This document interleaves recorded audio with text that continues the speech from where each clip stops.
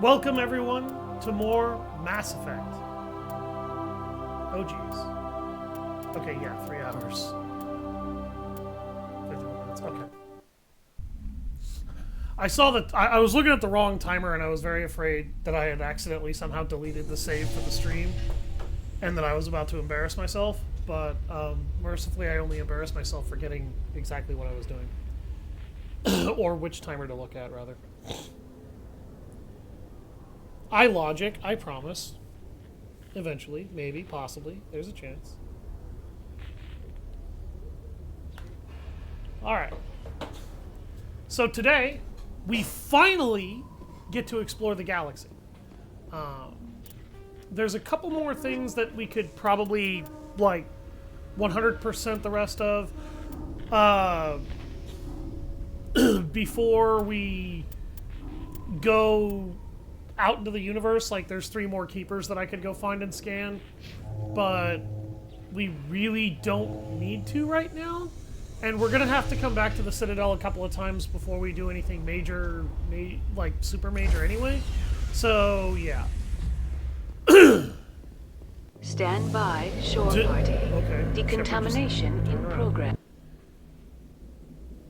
I heard what happened to Captain Anderson. Survives 100 battles and then gets taken down by backroom politics. Just watch your back, Commander. Things go bad on this mission, you're next on their chopping block. Captain Anderson should be the one in charge. It's like I'm stealing the ship from him. Yeah, the captain got screwed, but it's not like you could have stopped it. Nobody's blaming you. Everyone on this ship's behind you, Commander. 100%. Intercom's open. If you got anything you want to say to the crew, now's the time. This is Commander Shepard speaking. We have our orders. Find Saren before he finds the conduit. I won't lie to you, crew. This mission isn't going to be easy. For too long, our species has stood apart from the others. Now it's time for us to step up and do our part for the rest of the galaxy. Time to show them what humans are made of. Our enemy knows we're coming. When we go into the Traverse, Saren's followers will be waiting for us. But we'll be ready for them, too. Humanity needs to do this. Not just for our own sake, but for the sake of every other species in Citadel space. Saren must be stopped. And I promise you all, we will stop him. Well said, Commander. Captain will be proud. The captain gave up everything so I could have this chance. We can't fail. Yes, sir.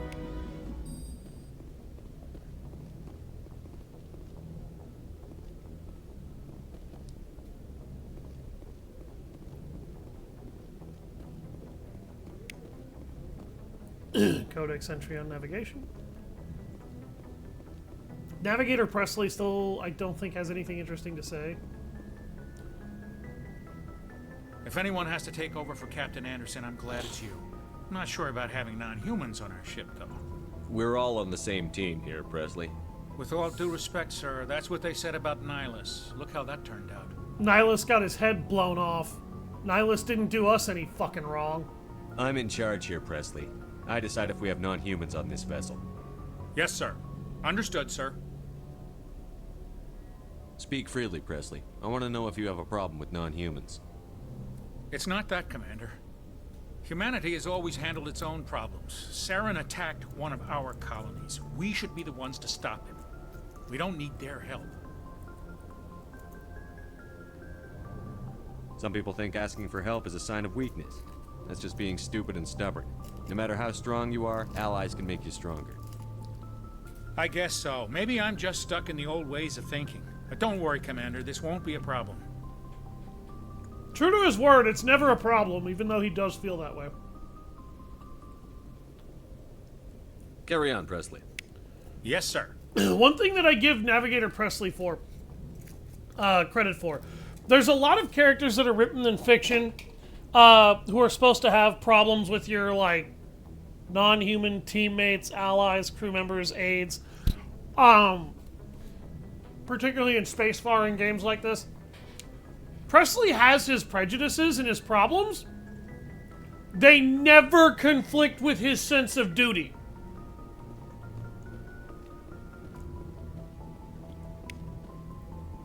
He will always choose to honor the commander first. Also, I forgot, we can explore a little bit more of the Normandy now.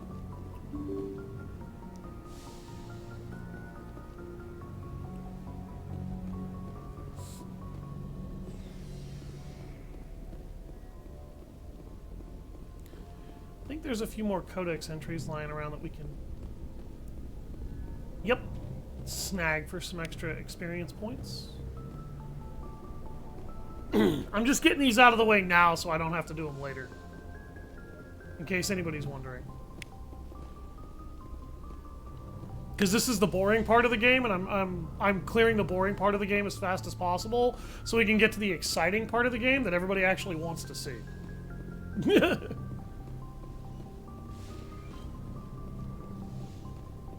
Dr. Chakwas. I love Dr. Chakwas, by the way. Dr. Chakwas is a really good character.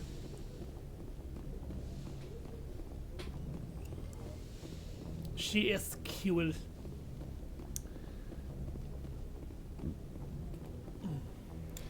Let's head down. We're gonna head down because of two things that we need to do. So I'm gonna introduce everybody to the Mako right now. This is the Mako. We're gonna have a very love-hate relationship with that vehicle. This is the Alliance Requisitions Officer that I mentioned in one of my previous streams. We're gonna have to talk to this guy. Hey, Commander. Looking for some extra supplies before you head out? What have you got? Whatever you want. Armor, weapons, mods. It's not standard Alliance issue, but that's not necessarily a bad thing. No, it's not. Well, as long as you don't mind paying for it. Why should I pay you for my weapons and armor? My stuff doesn't come from the Alliance. I have to purchase it myself, and it's not cheap. Hell, the licenses alone have set me back more than I'd like. But no licenses, no goods. Without the goods, I'm out of a job. What are licenses? Why do you need them? Manufacturers sell licenses. Each license allows me to buy and sell a certain brand of products. I already have several basic ones, but you'll need to buy more if you want me to bring in different brands. Many of the best licenses are hard to get, but they're well worth the cost if you can find them. What do the different manufacturers offer? There are too many for me to keep track of, but each license will explain what it's good for. How often will you get new items? Well, that depends on how many licenses you've purchased, but I'll rotate items on a regular basis regardless. And anytime we land someplace with a big enough port, I'll buy, sell, and trade whatever I can. Check back often. I need to move items quickly, so only the most basic items will be stocked consistently. Let's see what you've got. You bet, Commander. So when I told you guys about buying licenses, this guy is who I'm talking about. If you want to be able to have access to all kinds of equipment inventory and you don't want to have to constantly fly from port to port to port to port to port, this is what you need to do. You need to go buy licenses for this guy.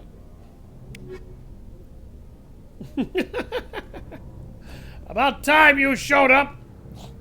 I started this stream almost 10 minutes ago. Where's my mod? You were late. No, I'm kidding. I make joke. Alright. Now that I've made two of probably the worst jokes that I could make. But the Alliance Requisitions Officer, you need a lot of those licenses. There's one license you need to buy if you want to do Conrad Werner's quest line all the way through to completion. The girl that we saved from Korra's Den, she was also relevant to how Conrad Werner's story can end, by the way. So, first, the very first thing that I'm going to do... oh, no, I can't do it, actually, because it's not here. Interesting. The local cluster is somewhere around this area. My lame boyfriend decided I was in need of a shower. Oh, come on! Everybody could use a good shower. Showers are very restorative. Alright, so I'm going to get the worst and most tedious part of this game out of the way now, which has been vastly improved in Legendary Edition, thankfully. So it should be a lot less agonizing. But the local cluster is normally somewhere in this area. And I forgot that in this game it doesn't actually spawn immediately. but it can spawn, but it will spawn after a certain point in the game. And we actually want to go there for a couple of reasons. One that won't make sense until Mass Effect 3, and one that will make sense immediately after we complete the quest. But first, I'm going to go to the Argos Rho cluster, and we're going to go to the Hydra system in it, because this game has what I like to call planetary exploration submissions. And essentially what I'm going to be doing for the first 8 to 10 hours of gameplay, probably, hopefully less. I'm really hoping I'll be able to shave that down a fair bit, is going to these optional worlds that you don't actually need to be in and clearing all of them out of all of their bonus objectives so that I can have them all there. Now, you'll notice survey. I just did a survey, and now I can also survey this planet. Sometimes when you survey a planet, you'll recover things like Asari Matriarch writings, Turian insignias, Solarian STG ID tags, and various alien artifacts. Other times you'll acquire different types of gas deposits, mineral deposits, metal deposits, and things like that as a resource that you will have tagged and marked. The reason why you come here... Streamlabs is a mod in here? I don't know what that means exactly. Message coming in. Patching it through. General distress call from the Sacred Angel Medical Transport. Critical system failure. Losing power. Emergency landing. Argos. Communications failing. Oh, I can act as a mod myself. If you're talking about, do I have auto mod set up? I don't have auto mod set up, but I do have auto mod available if I want it. If that's what you were referring to? Okay. So, Metgos. First thing you'll notice about Metgos, we just had a side mission basically pop up, and now we have a warning. Level 2 heat hazard. We cannot stay outside in Metgos very long. But, these planetary exploration submissions, I'm gonna try to do them as quickly as possible, but I'm not gonna lie, I'm gonna have to do a lot of them before I can actually really touch on the main story.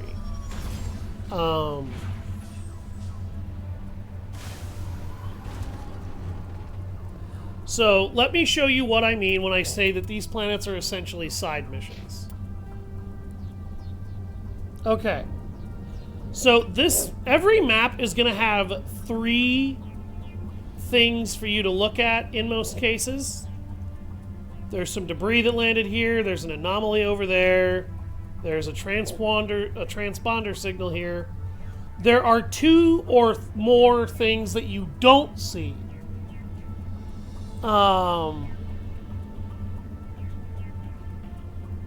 And the 2 or more that you don't see are usually mineral deposits, but sometimes they're also side objectives. And what I'm going to do is I'm just going to start marking things that I need to go to, and I'm just using maps from Google. Somebody went through the trouble of finding all of the mini objectives you can find in this game, and all in the maps and putting their rough locations on these maps for you to find. And the main reason I'm going to be doing all of that is because if you fully explore and survey enough stuff, you will get rewards in Mass Effect 2. Now, the Mako, as you guys can see, is meant to be an all-terrain purpose light APC with a cannon mounted on top of it and a machine gun mounted onto the side of the cannon. This is a thorium deposit. We have to do what is known as surveying the mineral. We're going to be doing a lot of this over the course of the game for a little while. because we need to survey all of the minerals that we can find. We're also going to head over to this anomaly here real quick. Signals coming from that wreckage. Or the crash site here, the transponder signal. Yeah, there's a trap. Ambush! I'm fucking up my aim royally here. Kind of hard to aim like this when I'm moving full speed, though. Dink.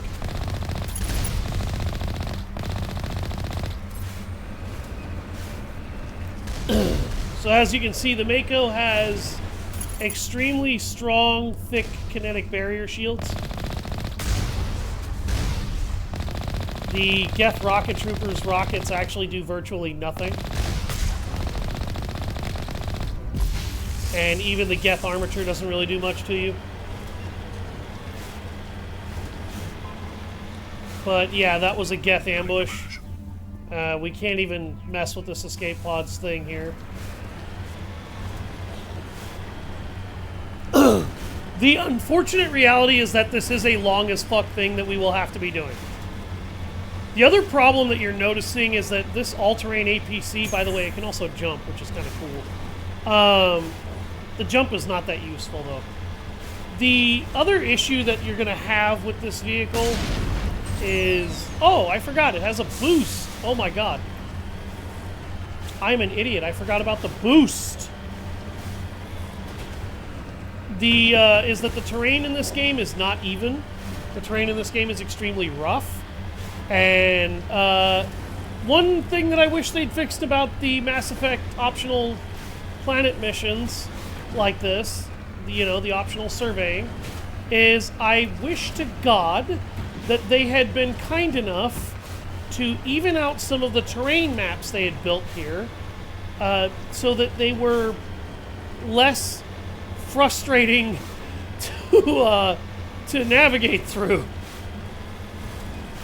However,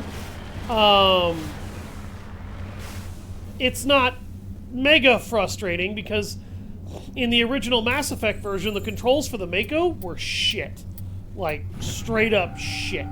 The controls for the Mako were horrible. Some of the worst I've ever seen in a video game, which is pretty funny.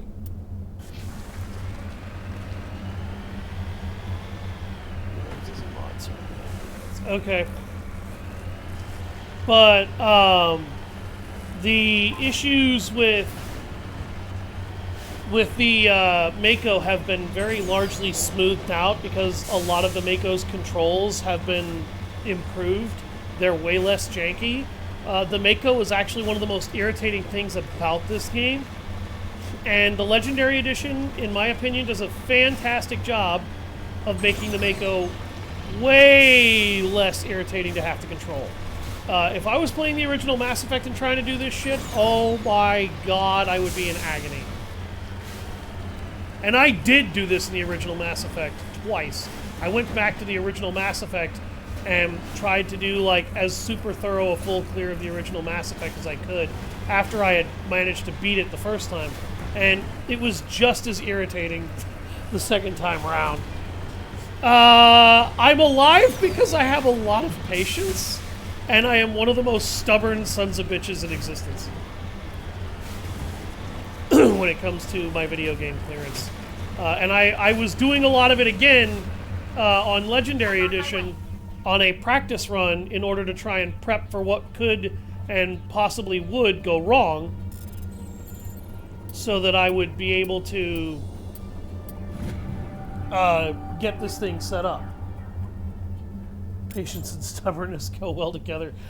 They can if you're, you know, if you know how to control them.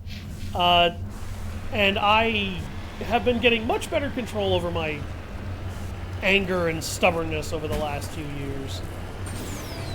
Particularly over the last year because I've had somebody who has taught me how to discipline my mind to a significant degree. Boink. Shoot myself up here. As you know from last night. Yes. If I were to say something that I felt like you lacked as a person, I feel like discipline would probably be what you are missing currently, like a form of mental, emotional discipline and control. But that's actually something that most people lack nowadays, and a lot of people don't really think about that too hard. And many of us who actually do have that discipline, we still fail to actually remember how to discipline ourselves sometimes, and that can be a real problem, particularly when we're in situations where you should be able to control yourself, but it's just not there at the moment because I don't know, maybe you're out of patience, maybe you're just forgetting it, or maybe you just lose the ability to care temporarily. But it happens to everybody. Honestly, that's not the easiest thing in the world to always remember to be on top of is one's emotional discipline. And that's Metghost, so we're done with Metghost now. So we only have 15 more planets that I have to do that on. And that took about 15 minutes. Well, the boost is really actually speeding me up.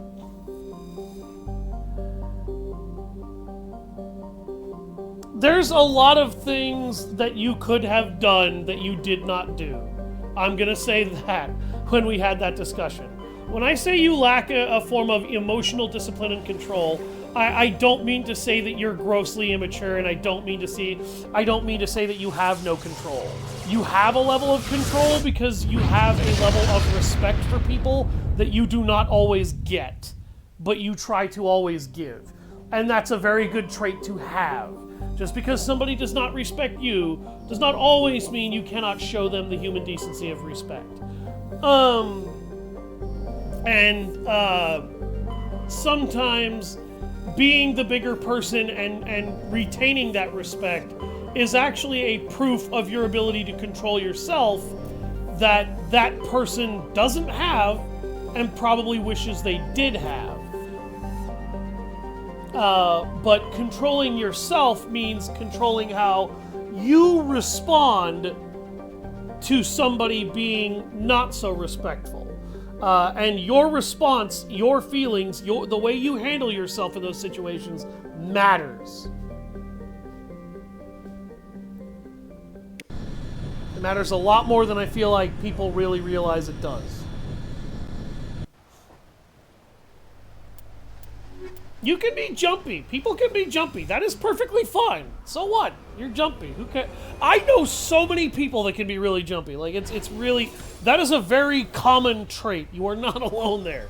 But learning to control those emotional, I don't want to use the terminology that I'm about to use because it comes from my workplace and I don't really care about my workplace that much. But learning to control what is known as an emotional hijack is very difficult to do for most fucking people on the planet. People who would consider themselves mature adults 90% of the time will likely very easily show just how immature they are when an emotional hijack instance occurs in their brain. Because that is not easy for someone to maintain. Also, somehow I caused minor damage to the front of the Mako there? I have no idea how that happened.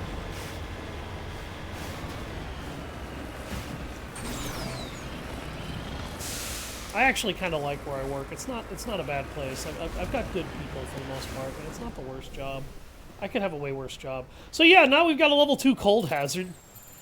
Basically, what a hazard translates to in this game is it's heat, cold, or pressure, and it doesn't really fucking matter which one it is. What matters is when you get out of the Mako is when that hazard matters. You have a limited time based on the level of the hazard to get back in the Mako or get inside a structure before your health rapidly begins deteriorating through your shields. And if your health finishes deteriorating through that hazard while it's active, it will kill you.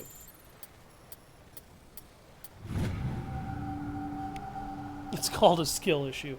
Honestly, yeah, it really is. It pretty much fucking is.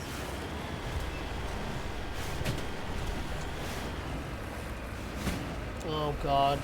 My friend Alan just called me and I started my 4-hour stream. See, this is how I know my friends don't always pay attention when I put stream announcements in.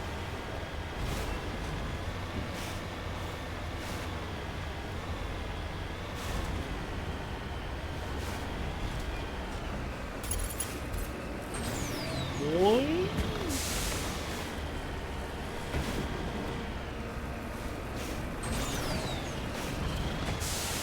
Ah.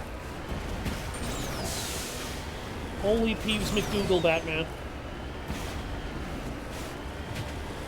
Look at how uneven that fucking terrain is, though. If I didn't have the boost and the refined control scheme, this would be a massive pain in my ass.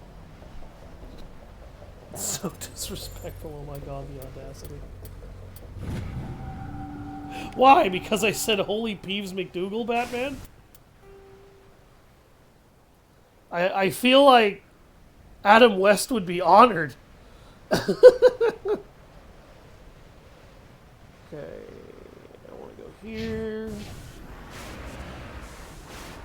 So what you do is you basically, anytime you come onto one of these planets, because your friend called you. Oh. Yeah, he called me because he didn't realize I'd already put a stream notice in, the jerk. Oh my god, ah! Yeah, some of the glitches about the Mako are still in the game. Yep, don't worry, I just flipped my vehicle over using the barrel of my cannon, it's fine. Don't think about it. Turn your brain off, it'll be fine. Cannon barrels totally work that way. They don't work that way at all. But you can see how like uneven and ridiculous the terrain is in this game. If you ever wonder why people didn't like doing a lot of the Mass Effect 1 explorations, this is... You're being resourceful, I guess. Well, yeah, kind of. The Mako is basically a tank and an APC rolled into one. Because this cannon has all of the power of a tank. This thing has all the maneuverability of an APC all-terrain vehicle. I'm about to get attacked by a fucking Thresher Maw, I'm pretty sure, here. Oh, no, okay. I'm not going to get attacked by a Thresher Maw here. Oh, I know what's about to happen. Okay, I got to get all the way up to the top of that mountain. I am looking for a path up. There is usually a way up, and it's usually a pain in the penis. It's a space game, what do you expect? Yeah, exactly. Oh, god damn you, Come on. Get up there, goddammit. Oh my god, game, no. Why? Why? Why you do this to me, Mass Effect? Don't do this. God damn it, no! No! Come on! Come on, Mako, you can do it! Damn it. We have to go over here now. You can see why people didn't like doing this. Because there's no, like, clear path up here. Oh, for God's sake, Mako. But you have to climb these surfaces, damn it. And it's the definition of not fucking fun. Okay, maybe this is the side I need to climb up on, because I actually see some... This is less steep. This is a lot more manageable. I will get attacked by several Thresher Maws over the course of the game. Hi!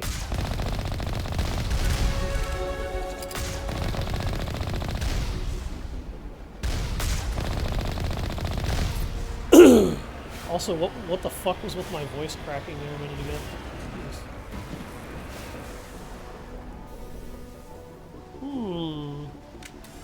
Interesting. Get your rock climbing gear. I don't have any. All I have is the Mako. The Mako is my rock climbing gear. Also, with a level 2 cold hazard, good luck doing that before you fucking freeze to death. Hmm? Oh, medical kit. Okay. Didn't really need to do that. Probably shouldn't have done that. On Insanity, I definitely wouldn't have done that. Locked and loaded. Hi! Dumbass. Powering up. Now I'm gonna show off why the Adept is overpowered.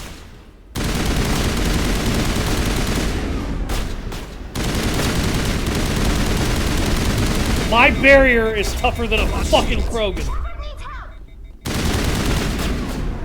Watch out! Until it wears off.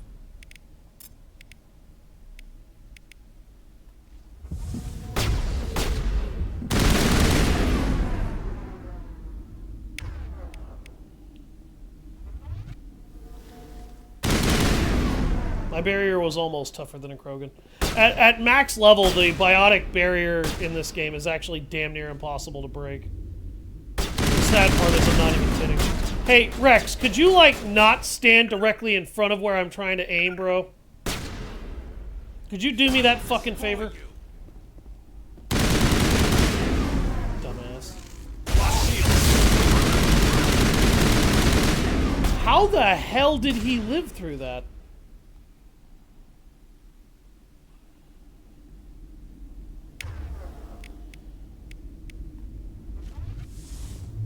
Powering up. As powerful as assault rifles are in this game, you will notice that shotguns are not incredibly weak. Stasis. I don't know what the game just tried to stasis there, but it very clearly wasn't.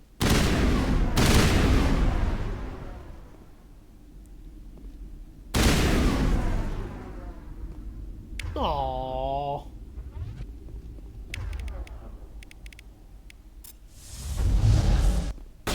Yeah, I knew that was gonna happen.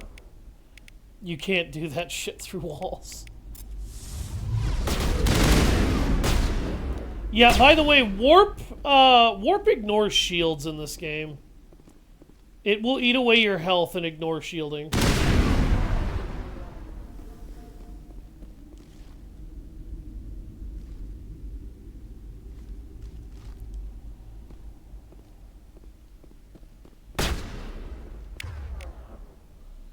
Damn it. Come on, Stasis. Good God, that cooldown timer. Holy shit. I just wanted to show off what it does.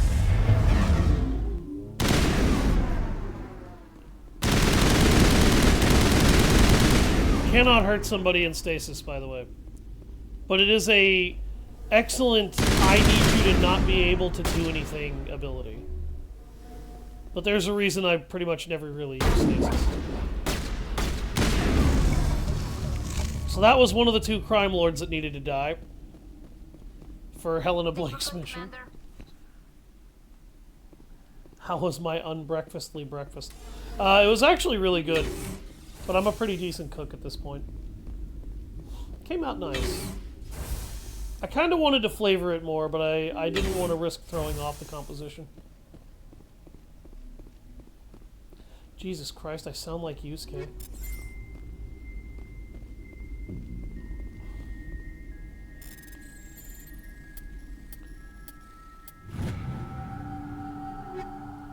Rip flavor. It actually had a decent amount of flavor. I just like my food packed with flavor. Like, packed to the gills. Regroup. Hey Rex, come on. Oh, I did not mean to pull my gun back out. But yeah, that's kind of what happens. Like, if your biotic barrier, that was a great example of just how ridiculously powerful it was. It tanked multiple shotgun blasts.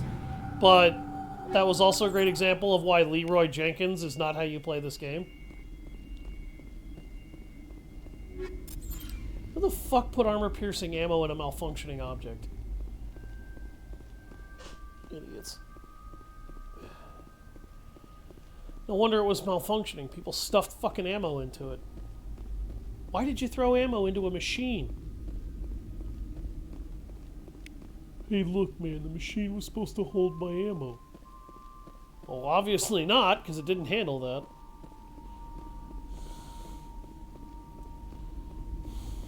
Okay. What the fuck? Wait, what? You guys saw that, right?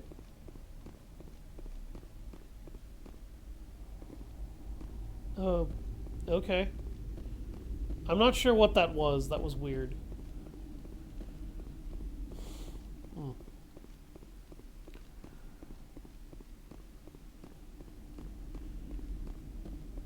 Anyway, that's one crime boss down. There's one more to go.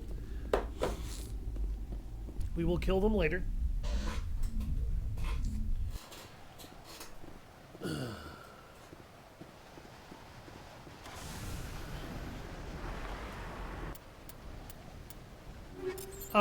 That thing is going to... Oh, hello. What?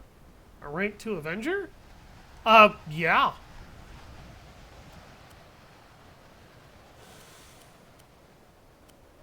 The Edge pistol. For the Edge. For the Edgelord in you. Weapons Force. Oh, yeah.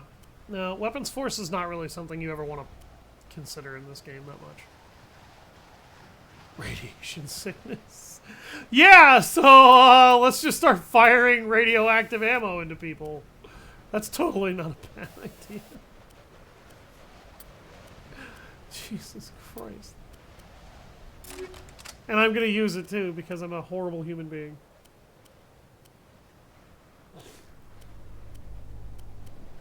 Oh, rank 3 Guardian armor. That is really bad armor. Good God. Okay. Some shitty armor there. Alright, let's just take a look here. Yeah, I guess we'll give him the hammerhead rounds. Improved sighting, that's pretty good on an assault rifle. That is not what he would be worth what he would be losing. Weapon stability, I'll take that.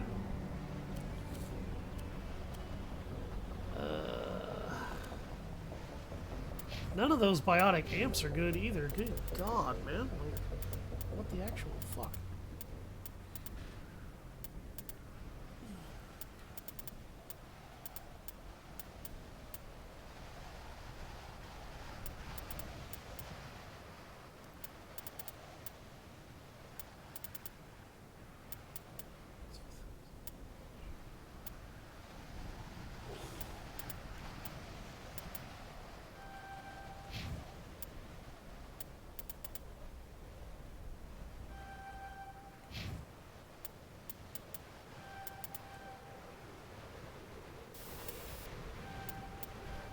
Okay. Her electronics and decryption are maxed out. Now I'm going to give her a little bit of pistol training, and then I'm going to start pushing her up shotguns, and once that's done, I'll give her basic armor. And then first aid.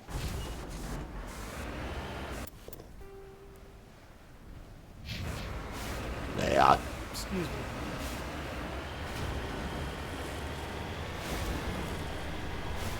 This is my favorite store on the Citadel. Yeah, get ready to hear that a lot, by the way. When we hit Mass Effect 2, because that's going to happen a lot. I will be doing that at every single store.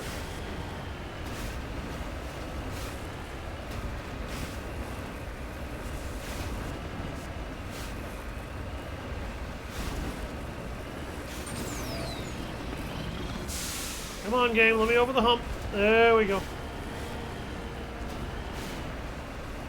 I've been climbing through mountains all the fucking day because this game has lots of mountains and the Mako is really bad. Not really. Mako's actually kind of decent in this game. The only vehicle that I have ever piloted in Mass Effect that I don't really care that much for is the Hammerhead. And The reason why I don't like the Hammerhead, and, well, I'm not going to go into the Hammerhead yet. We'll go into that in Mass Effect 2, or, yeah, 2, when we inevitably touch Mass Effect 2. Which is my favorite Mass Effect out of the entire trilogy. 2 is easily the best, in my opinion, straight up of all the games.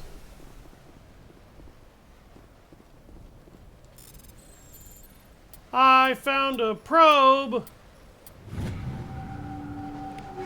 Who the fuck put a high caliber barrel in a probe? Let's get Maybe it was a Krogan probe.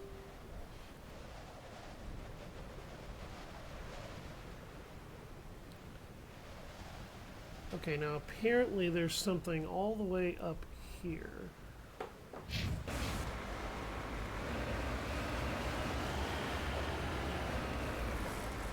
I love all the space. Yeah, I'm sorry. The game gets way better when you get through all of the dumbass side objectives. And thankfully Mass Effects 2 and 3 don't ever do shit like this, ever. Like, Mass Effect 1 is the only game that you do this in. I feel like this entire set of events, like, you know, running around on these different hostile planets, I swear this was done as an homage to Star Trek.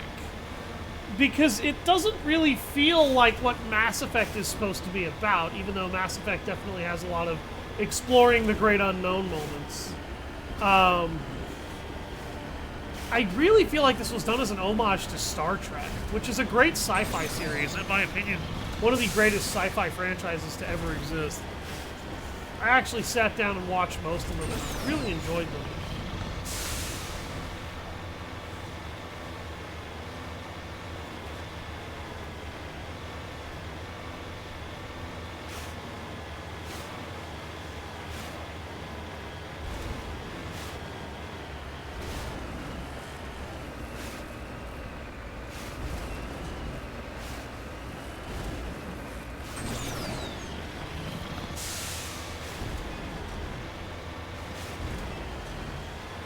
Oh, there is something out here. What the hell?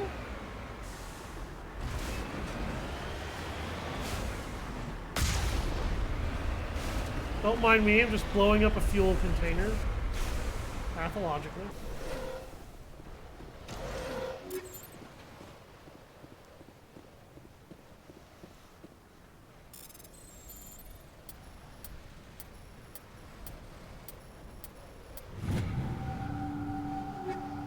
I love all the space.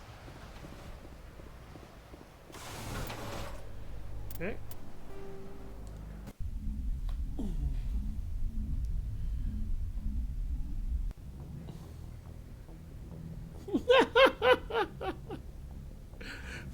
You just keep doing that.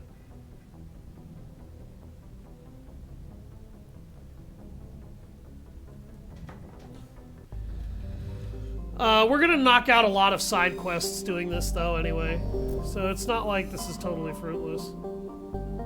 That was the Han cluster. Now we gotta go to the Ming cluster. We've been to the Han dynasty, now let's go to the Ming dynasty. Yes, that was a Chinese dynasty reference. Deal with it.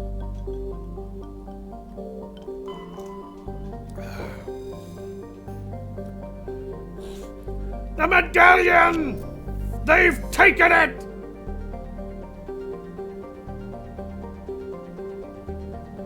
I don't regret that joke, and anybody who loves Pirates of the Caribbean shouldn't regret it either.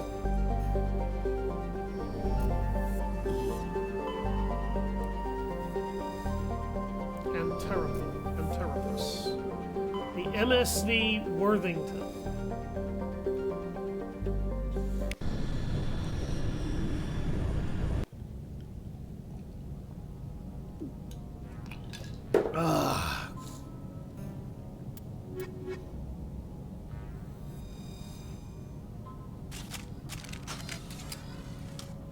Why did you pull your sniper rifle out, Shepard? Did you forget where you were?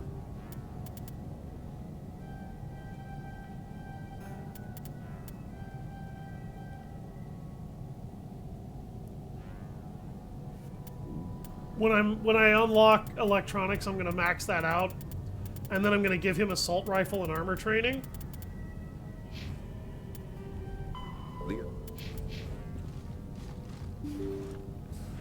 Let's just take cover against that door. Looks like this vessel was abandoned. Everything's shut down. Only basic life support is running. Oh, this is a very sad side quest.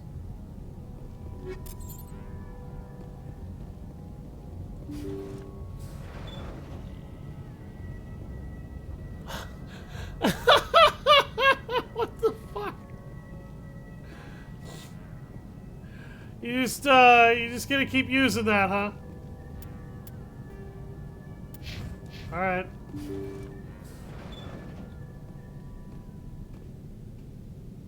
Did you hear that? Sounded like footsteps.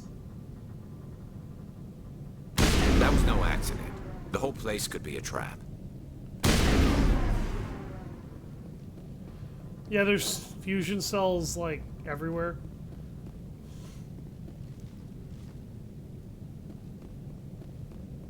And if you step too close to them, they will explode. So, shoot them early so that they blow up in advance and don't blow your nutsack off.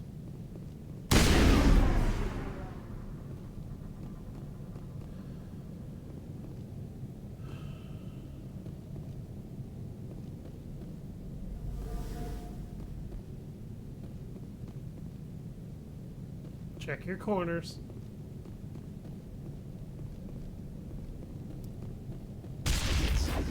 Yep, okay, there's your proof. They blow up when you get too close. You're welcome. Don't come at those from the wrong angle. If I'd come from that side, I could have blown it up safely.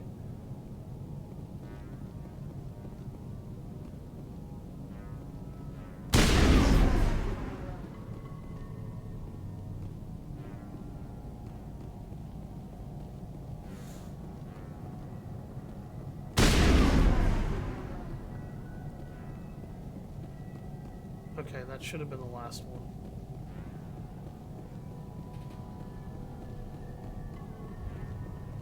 You name a movie I actually know more about. You've never seen any of the Star Treks? Really?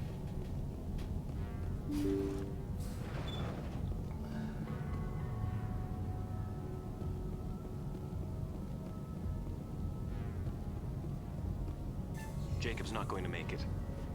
His brain was deprived of oxygen for too long. Oh, come on! There's like, if nothing you any of love us can do sci-fi, for go him now watch except those. let him die with dignity. It's what he would want. I'm more worried about Julia now. She's showing signs of severe depression. I gave her some meds that should help, but I better warn the captain.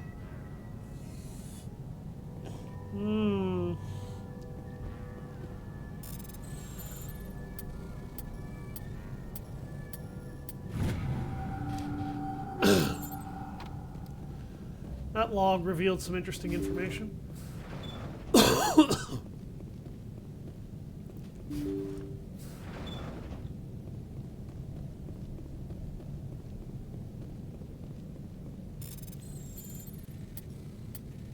I guess the guy on life support's name is Jacob.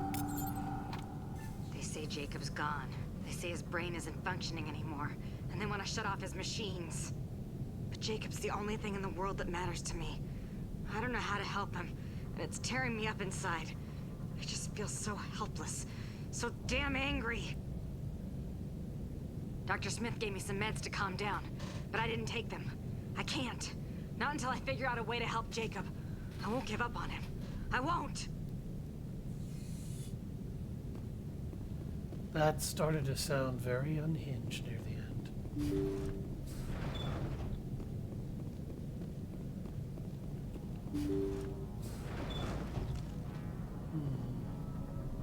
Jacob is showing no signs of brain activity. There's nothing more we can do for him. He wouldn't want to be kept alive by machines, so we're going to disconnect the life support. Dr. Smith is worried about Julia's reaction, though. She can't seem to let Jacob go. The stress is making her implants flare up, causing intense migraines. It'll probably be easier for everyone if we don't tell her until after we shut the life support down. Give her a chance to... Julia, what are you doing here? Why are you...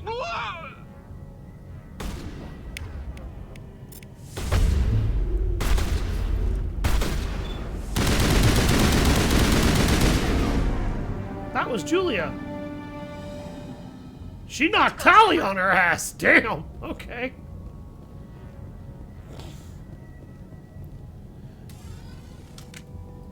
So, yeah. I will go ahead and explain what this little side quest is. This man's name is Jacob. He worked for, if I recall correctly, a mining vessel company. Him and his wife were out here doing some work when an accident happened. His brain was deprived of oxygen for so long that it suffered permanent damage to the point of him essentially being trapped in a state of a permanent physical coma. He can't wake up. His brain is dead. His body is kept alive through life support. The only thing this man is literally going to be good for is harvesting his organs for people who need organ donations. Because the man that was in this body is essentially gone. Julia is a biotic. He mentioned her implants, and she will use biotic powers against you when you fight her. She was his lover, and she couldn't give him up. Even when it became very clear that Jacob was not going to recover, she couldn't let him go. So, she, due to having stress issues and constant migraines and headaches from her biotic implants, which were magnifying the depression and anger she was already feeling at having lost him, drove her insane, and she killed the entire crew and turned the ship into a death trap, just so she could keep what was left of him on life support. Looks like that machine is keeping him alive. I'm not seeing any brain activity on the readouts. He's dead. This body is just an empty shell. Maybe we should shut the machine down. It's the merciful thing to do. It's your decision, Shepard. But maybe we should wait until we know more about what's going on before we do anything. You did the right thing, Shepard. Listening to the captain's log in there, though, triggers Julia's appearance. So, this entire incident occurred because she couldn't take losing her lover, and it broke her mind.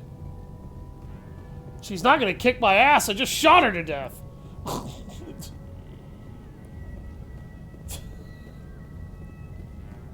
Julia's dead now! Julia ambushed Tally and knocked out Tally, and then I came out there and gunned her ass down. Sorry, but, it's called being a ghost. Oh god, is this gonna turn into that really shitty movie, Flight 666? Oh god. It really is the best option, putting that man out of his misery and her dying so she doesn't have to try and go on without him. Pretty sure there's an asteroid in here somewhere. Am I wrong about that? I guess I am. Yeah, I always turn that machine off. I don't ever leave that thing on. There will be a few minor story missions that we can do with a lot of these. Oh, Rev's been here this whole time. He's just sometimes really quiet. He's one of my older buddies. Good friend. Good man. Something uncomfortable I need to play something co-op with him more often because I don't do it enough. Mostly because I'm really busy these days and really tired. We just received a mission complete burst from one of them. Okay, so I probably just talked over that, so I'm going to roughly explain what the hell he just said. During the First Contact War, a lot of espionage probes were fired into Turian space. The Fifth Fleet Admiralty Board just contacted us because they just got a mission complete burst from one of them, which means that one of them somehow did something or landed where it was apparently supposed to? Where's it been in the meantime? No idea. Lost in transit. These probes were built in a hurry after first contact. What makes this uncomfortable? When these probes were launched, we didn't have any idea who we were fighting. We didn't want to risk aliens examining our technology. The probe has a demo nuke built in. A 20-kiloton tactical fusion warhead. About equal to the bomb dropped on Hiroshima back in the 20th. If somebody finds that probe, tampers with it, you don't need me to finish, Commander.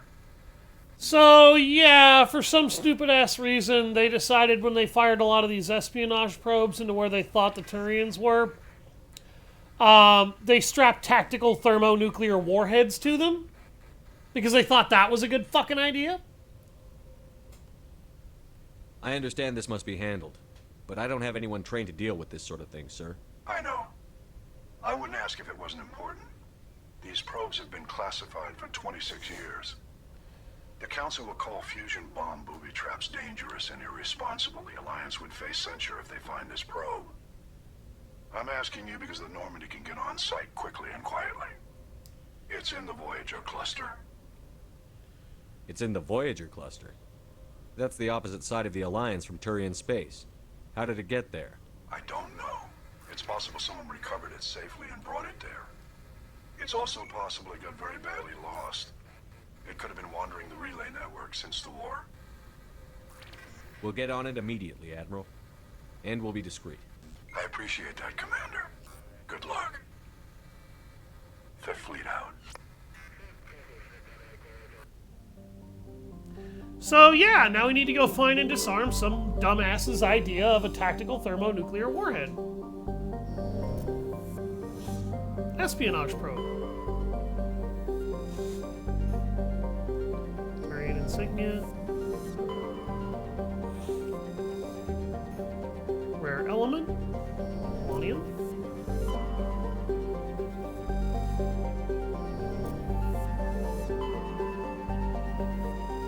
Agabinium. So this particular side quest is actually tied to our background. I will go over all of the side quests that are tied to the various backgrounds of various characters as we go. This one, however, is actually tied specifically to us.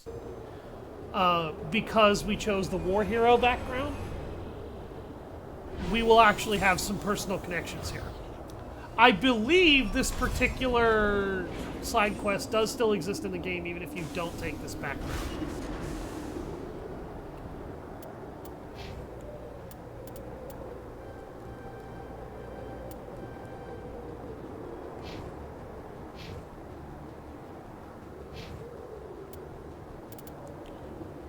Okay, map. Agabinium.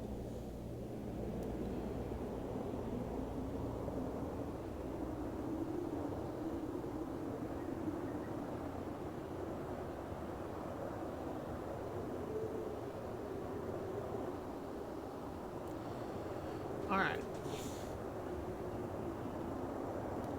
The first thing we want to go locate is over here. Of course it's on the other side of a fucking mountain cluster. A lot of people have been telling me Stalker 2 is really nice. It is a very tough game, but it's very nice.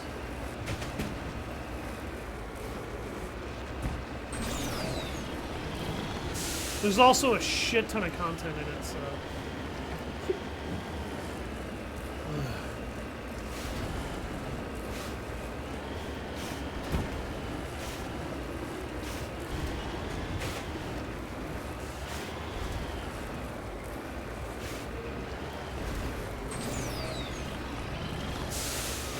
We're gonna be there. We're gonna be there. Let's get going, folks. Oh shit, oh shit, oh shit. I do not want to get stuck on what I need to survey. And... damn it, Mako. There.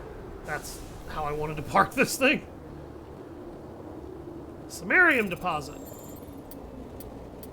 I don't actually know what samarium is as a mineral.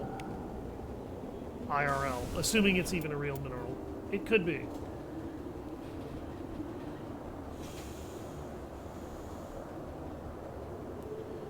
And the second mineral deposit is here. You will also notice that we get experience and money every time we survey one of these mineral deposits. There's a reason that's one of the main reasons you want to do all of these surveying missions, is because it levels you up and it pays you. And you need money in this game. Oh my god, do you need money? I need a lot of Omni Gel too.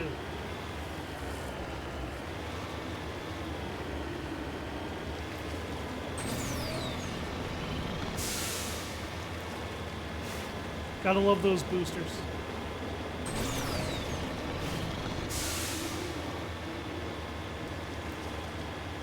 Oh, I've known him for years. What is it, going on 4 or 5 years now at this point, bro?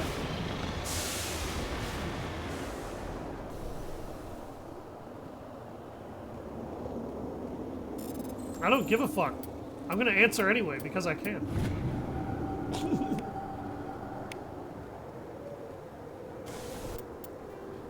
Okay, the third mineral deposit is actually not too far from our other goals. It's up here.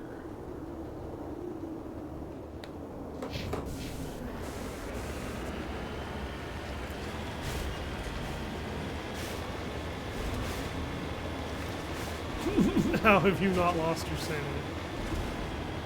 Are you saying I drive everyone I know insane?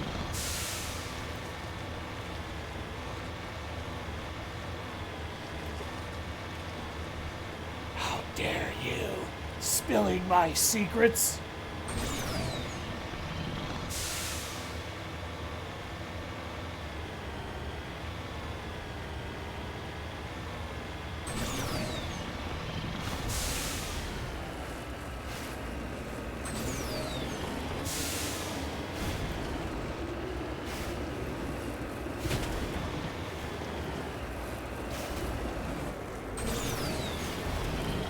Probably a very huge mistake that I'm making right now. Please don't be me.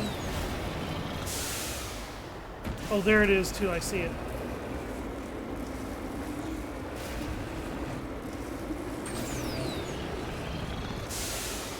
Mako! Come on, Mako. Mako! God damn it, Mako! You and your fucking fish deck. Yes, that was a Yu-Gi-Oh reference. Bite me. I'm actually in the process of making myself a Cyber Dragon deck. Random Konami insertion. Oops. I built a Cyber Dragon deck a long time ago, but somehow some of my cards for it have disappeared. I don't know how or why, but they came out with a lot more support for Cyber Dragons, and I'm very keen to enjoy it. I need to order a few more fusion cards for the deck, though, because it is a very, very fusion-focused deck.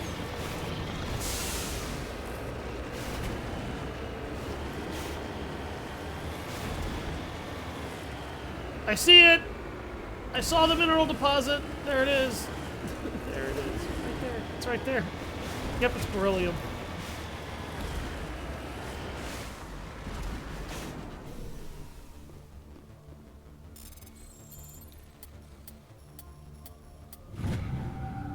Skill issue.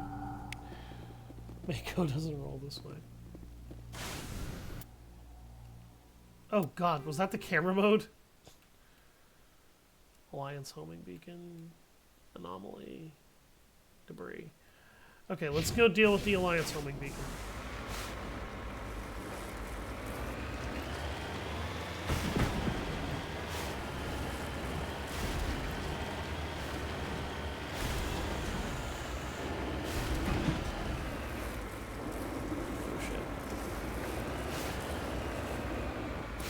Actually, fun fact about Yu-Gi-Oh! There are some really nasty water-based decks you can make in the game. Mako Tsunami does not ever use any of them. Like, in every incarnation of Mako Tsunami that I've ever seen, he uses an incredibly bad aquatic deck. Like, his water cards just suck. He uses some of the worst I've ever seen. He uses one really good card in the entirety of his playtime in the Yu-Gi-Oh! Anime original, and it's Amphibian Beast.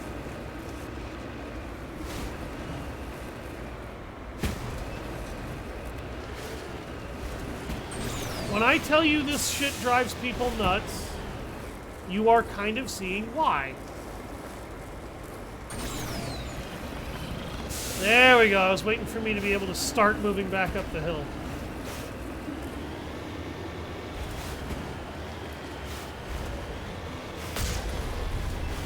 Because I can. Yeah, you can actually blow all of these crates up with a cannon, by the way. There's never anything in them, but you can do it.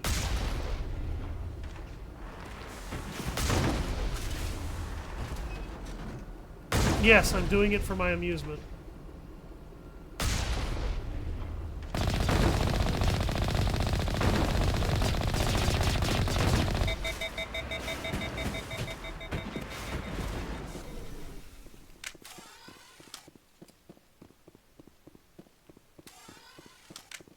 Mine shaft. That's the source of this signal. A trap. It has to be. I agree. This thing didn't crash. Somebody moved it here. They may not know what they have. Let's find it before they set it off. All right, Shepard.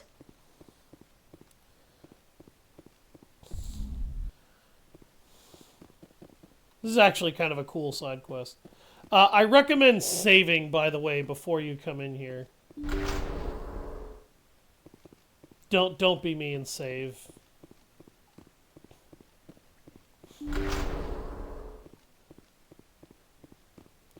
I'm a little more ballsy, though, because I'm going to save after I get close to the problem.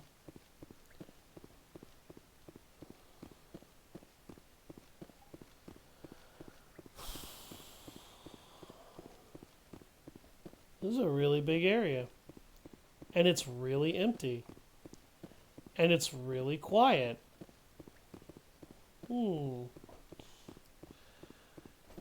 Very ballsy. Very true.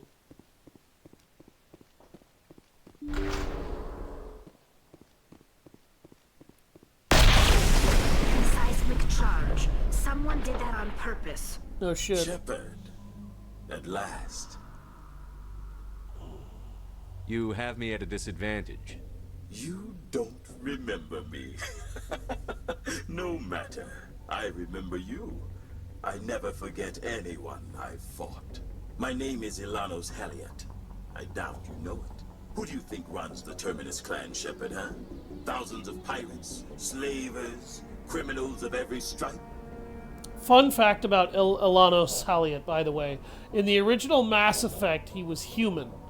But he was reclassed into a Turian in this game because it did not make sense for aliens who did not actually enjoy human control or human influence to be leading the legions of pirates in the Terminus systems. So the it was kind of actually a glitch that he was human. Or rather a fuck up in development. Sounds like Keith David. Not really. In most criminal organizations, it's the one who's recognized as the most successful. His voice isn't deep enough. That's correct. The one who kills the most men, seizes the most ships, pillages the most colony. 3 years ago, I was the strongest. I used my influence to assemble a fleet. We would drive your kind out of the Verge. You're the one behind the attack on Elysium.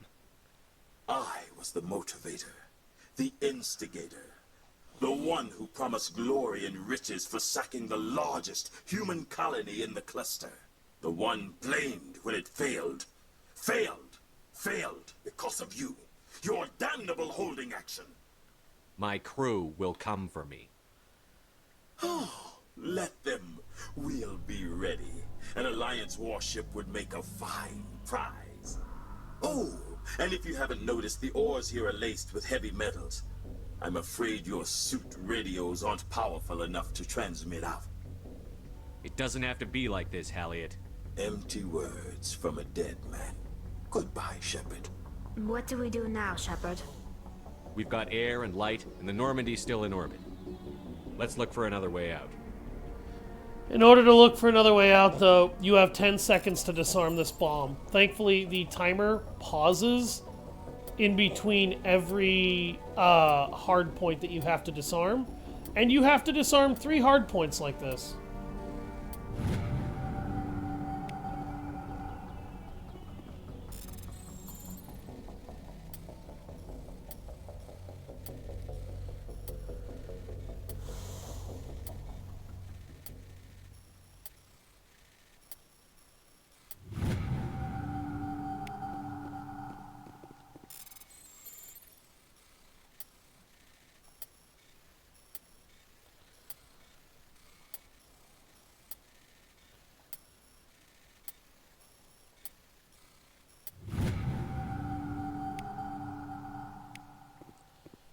There we go. Now the nuke won't go off.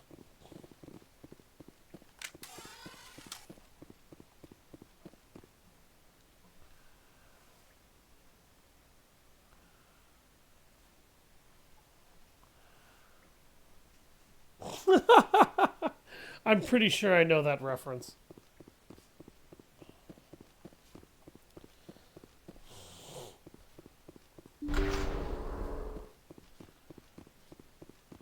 So yeah, we disabled the nuke.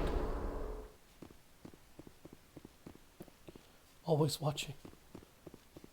They're always watching.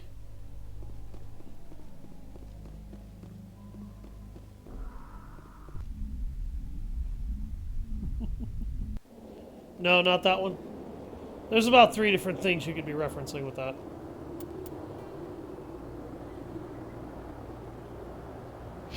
So yeah, the mercenary camp is right here where we come out. They stole our Mako, you motherfuckers. And after stealing our Mako and putting us in a mine shaft with a nuke, there's only one way we can solve this. The slug lady being a bitch to Mike at Monsters Inc. Oh.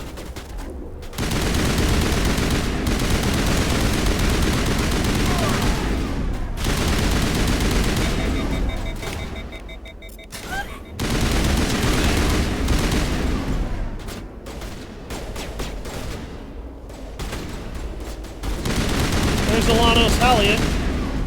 Ladies and gentlemen, that was Alanos Halliot.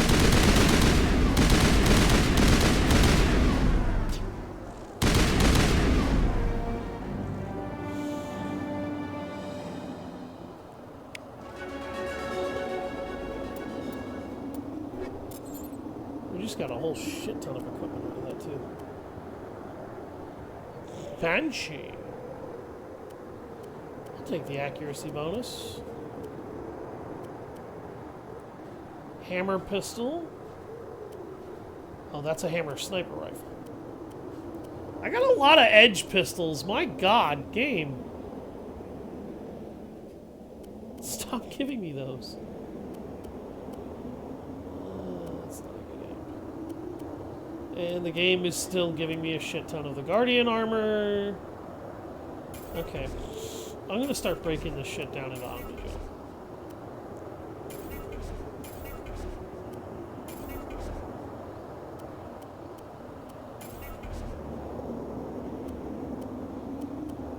Hey, give me back my Stinger.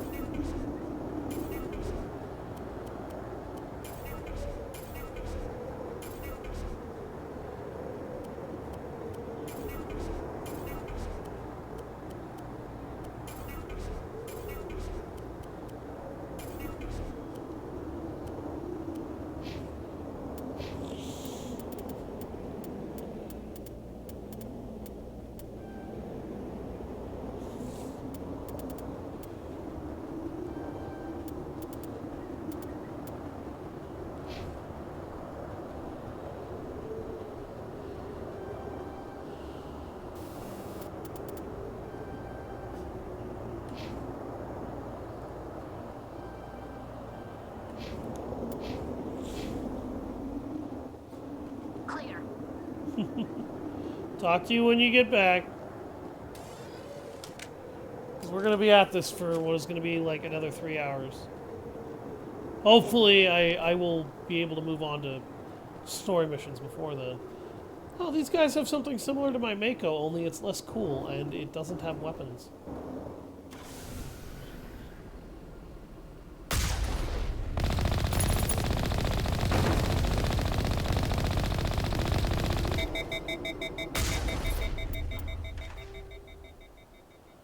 Debris and an anomaly. Let's go get the anomaly first, and then we'll come back to the debris. So, while we've got time, I guess I should talk a little bit about the different species that we deal with in the series. Each one of them has their own pros and cons as a species to worry about. Krogan. I mentioned how Krogans were basically the big fuck you, and in layman's terms, they're hyper-regenerative, super tanky naturally, and they're natural berserkers. Krogan are an extremely aggressive alien race of lizardmen creatures that are incredibly violent, incredibly fast, or not fast, but incredibly durable and incredibly heavy set. You will notice that they basically are like big hunchback creatures.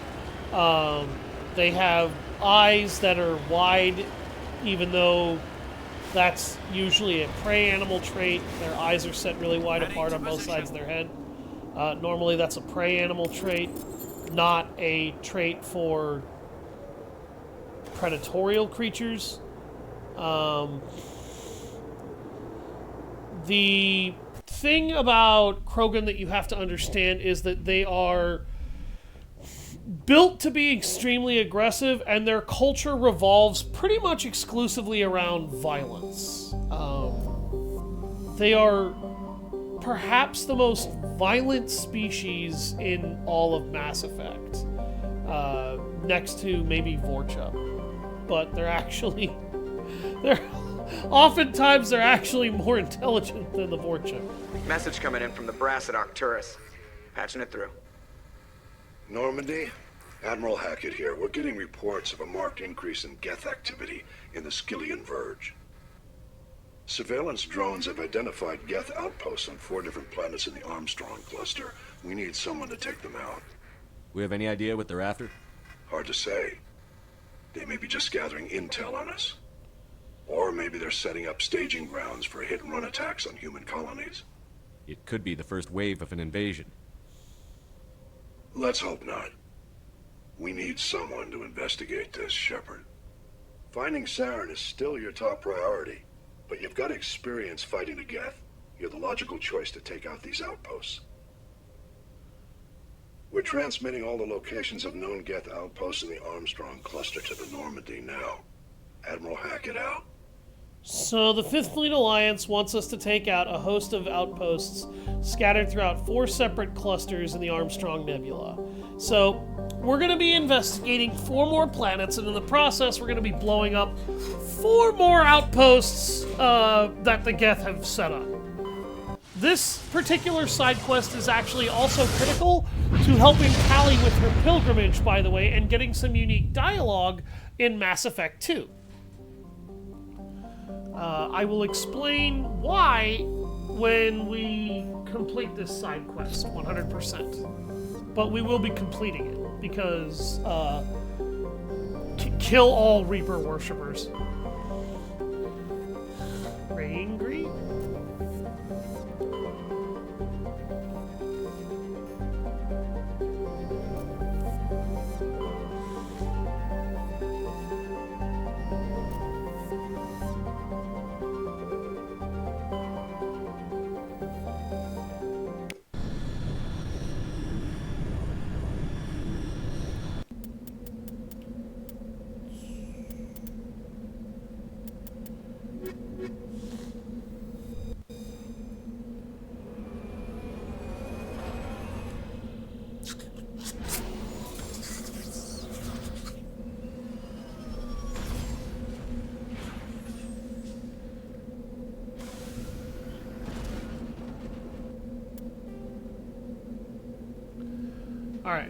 Let me get the Angry map up here real quick so that we can showcase everything that we need to showcase.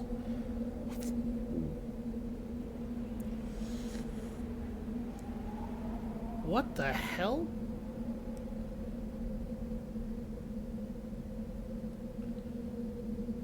That was really weird.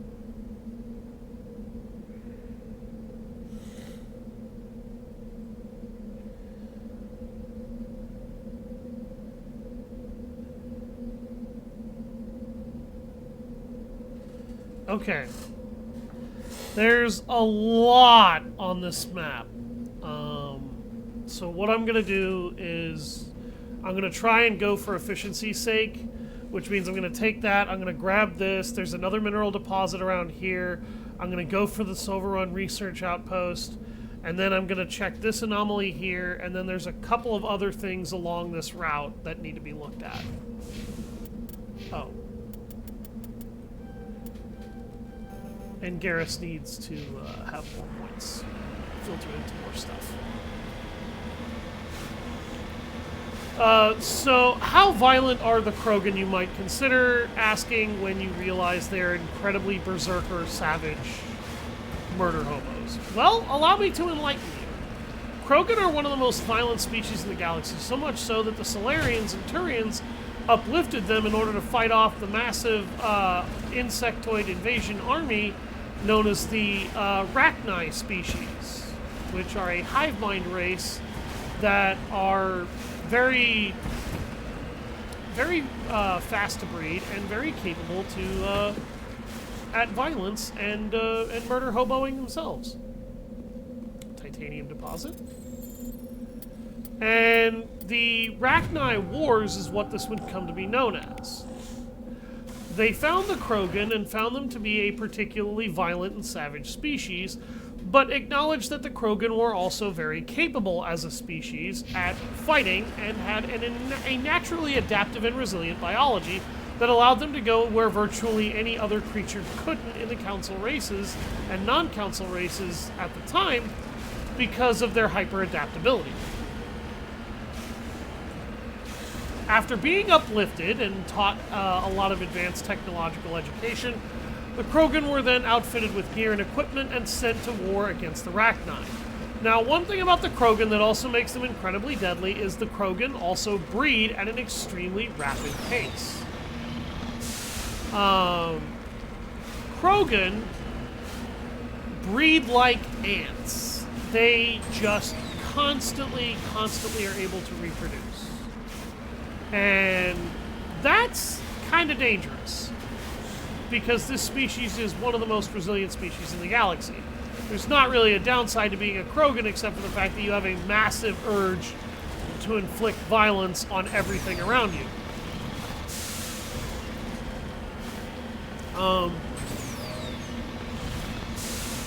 They ended up winning the Rachni Wars, and they ended up... Yeah, I'm getting to that.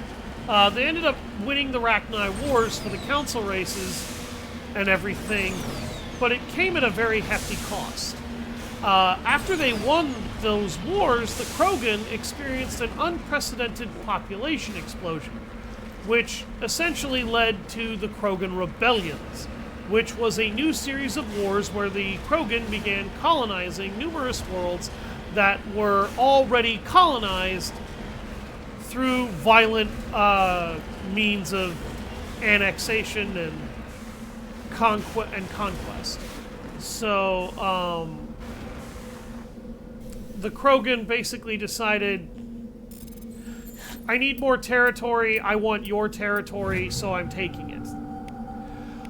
The Turians and Solarians, realizing their mistakes, immediately took to science and technology, as the Krogan were overwhelming the galaxy with sheer numbers of incredibly resilient, superpowered, durable, and tanky warriors that just never seemed to run out.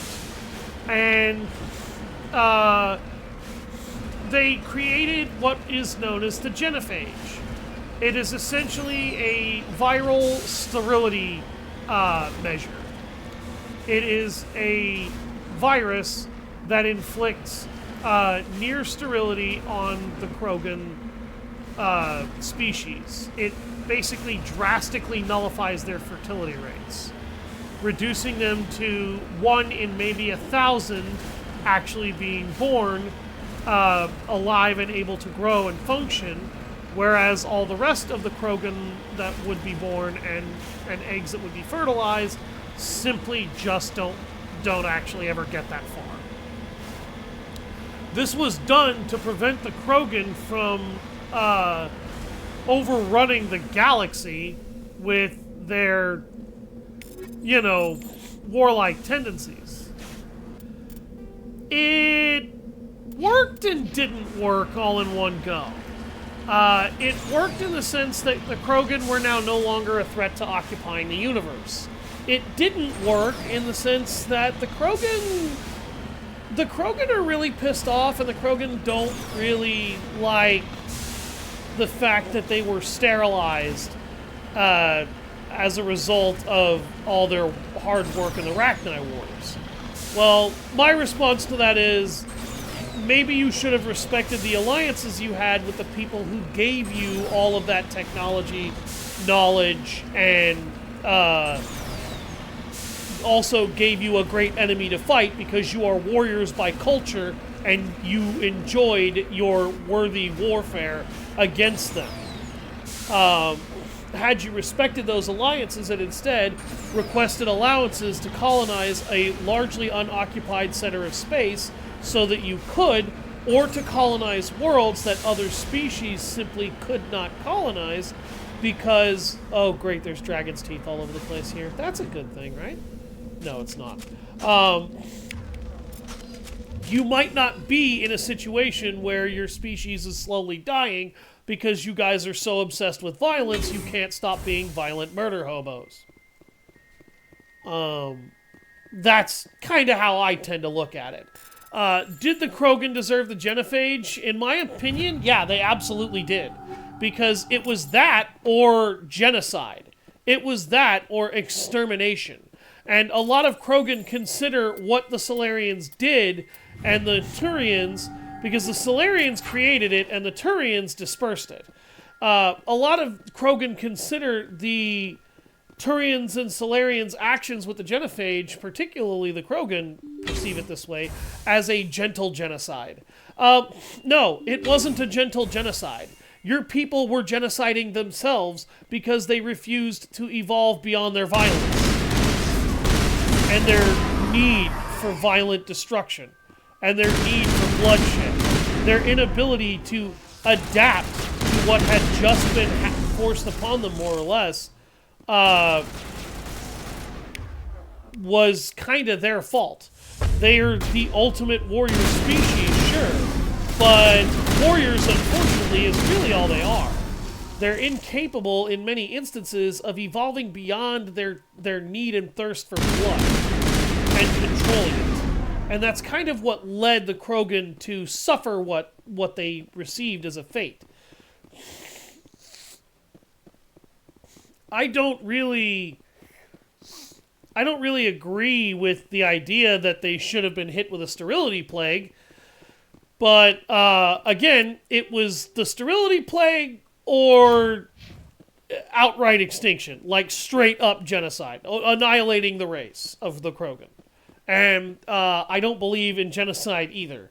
What I think the genophage was,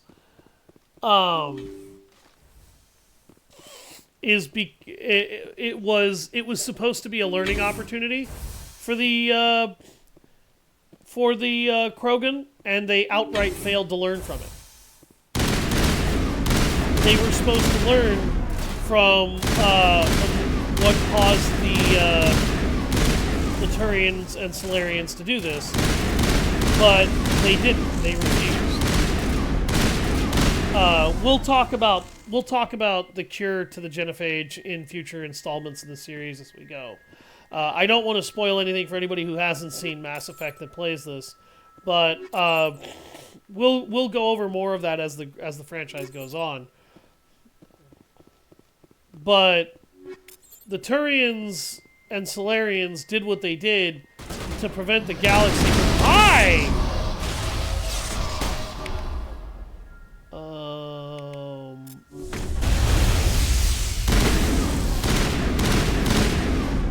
Okay. I just almost got my face knocked in. Holy shit, I forgot those Geth Destroyers did that. They did it as a means of being able to preserve the Krogan, but also stopping the Krogan from overtaking the galaxy. Because they didn't feel that it would be right to just exterminate them, you know, particularly after it was kind of their fault that they got the way they were in the first place, with their extremely violent natures. You know, they honed that violence and then made it even more deadly. You really shouldn't do that if you're not going to also help them control themselves in the process. But also, you interrupted their natural development cycle to save yourselves anyway, so this is kind of your fault.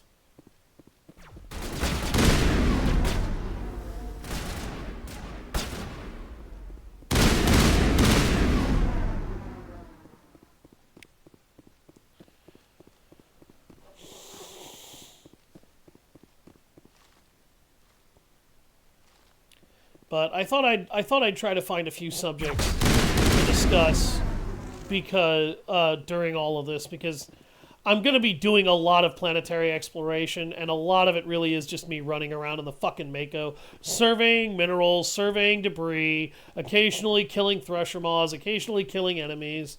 It's not really the most interesting shit in the world to watch, and I have to do it in order to maximize, you know, my gains from Mass Effect 1 when I transfer them to 2.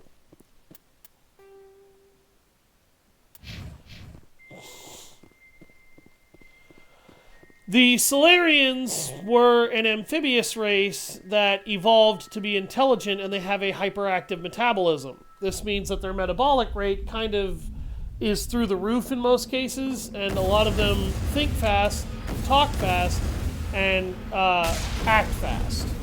The issue with a Solarian is that, with being a Solarian, is that Solarians don't live very long. To find Solarians that are over 40 years of age is a rarity. And it's a rarity because their hyperactive metabolic rates make them age rapidly. So they die fairly quickly. Their culture often actually very heavily orients itself around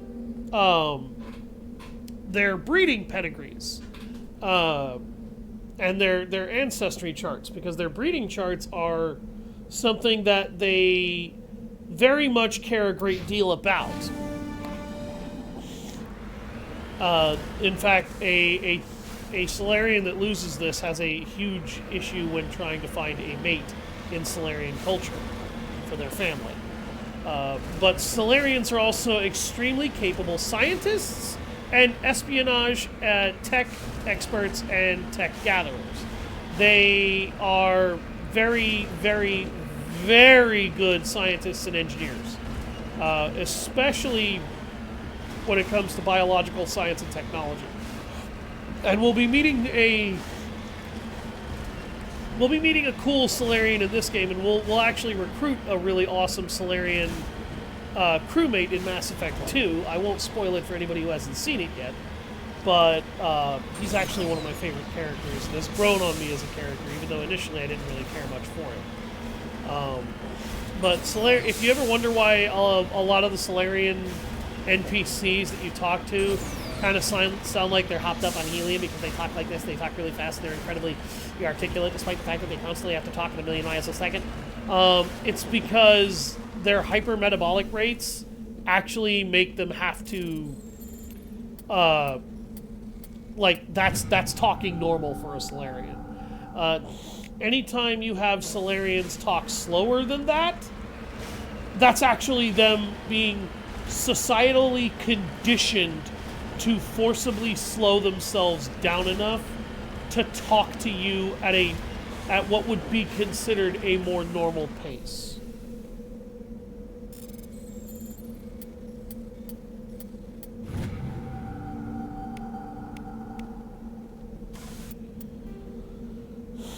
Now, if I recall correctly, the last thing I need to look for...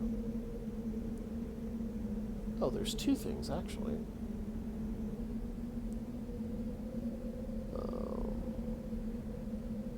there's one over here.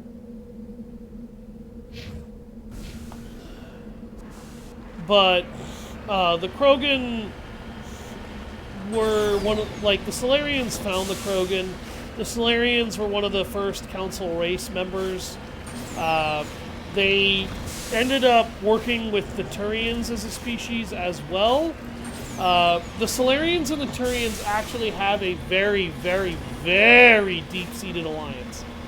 As a group, those two races are very tight-knit. And the Solarians are an extremely pragmatic race in most cases.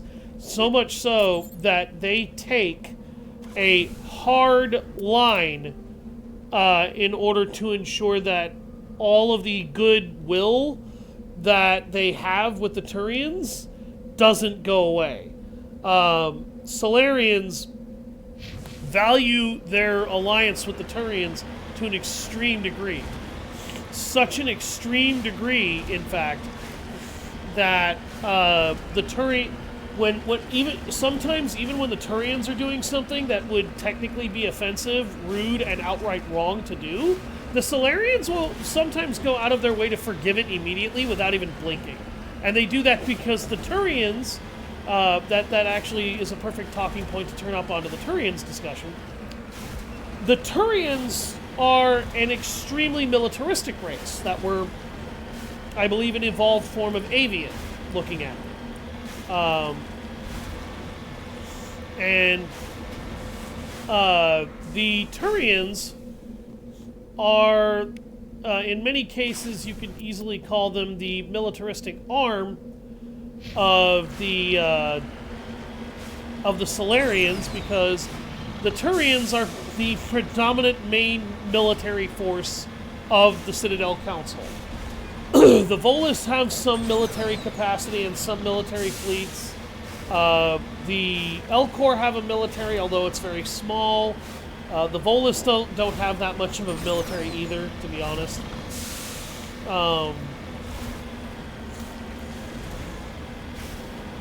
The Batarians have a strong military, but they are a non-council species that predominantly sit in the Terminus systems. And they don't like the council. But they don't like the council because the council doesn't let them indulge in piracy and slavery as a culture. And that's kind of what Batarians do. Alright, I think I've got everything on this planet. Hopefully this is the stream where I just clear the vast majority of that crap off of our list of stuff to do by the end of it. We're making good time. The Tereshkova sector. But the Turians, they're a very militant species. They have always been a militant species. They really have. They have, but like that has made them an incredibly well-structured species. It does come with its downsides. Doing every kind of thing you can for duty, sacrificing for duty, even if it's your life, that's all expected. That's all like standard fare for a Turian. Even if like it would be considered going above and beyond the call of duty, some of the things you see Turians do in this game, or in any of these games, to a human, to a Turian, no, that's not going above and beyond. He did what he was supposed to do. Like, that is standard fare for them. They are an extremely militant race with a very structured, organized, and jackboot lifestyle, Antibar. And the Turians are extremely, like, locked into word of law in a lot of ways. They don't really deviate from that at all if they can avoid it. But they're kind of masters of military capabilities, and they take down virtually anything that the council might need taken down. So that's kind of why the Turians behave the way they do. Turians behave this way because that's just, like, that's their culture. Their culture is military, discipline, organization, and structure. That's all they do. And that's part of why Garrus is so militant as well, and why virtually every Turian we come across is either paramilitary or straight up military. I believe Turians actually require all citizens serve a year or two in the military in their species. Like, every Turian has to commit to a tour of duty service in the military and clear boot camp on top of that to earn adulthood, citizenship to some degree, and to be ready to be on call, because they're built that way. And Turians are extremely militarily and tactically proficient. They have pretty much a doctrine for more or less any sort of encounter you would want to have, a doctrine for, and they are extremely hard workers. It's tough to find a more militarily capable in the entire galaxy species besides Turians. I would argue that it's pretty much impossible, actually. I'd argue that Turians are like the cream of the crop on military capacity. The only species that could rival them are the Krogan.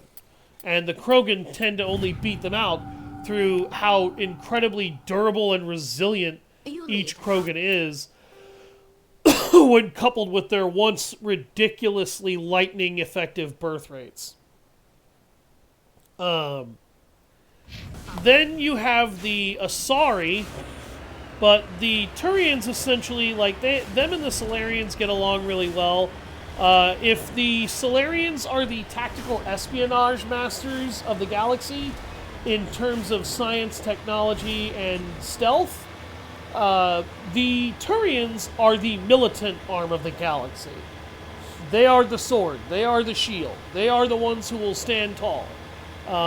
They're the guys you need to be afraid of when they walk into a room armed with guns. Because chances are, if a group of Turians walked in and they're led by a commander, they're either supposed to be there and somebody called them in because they want a problem dealt with, or that's the Master Chief.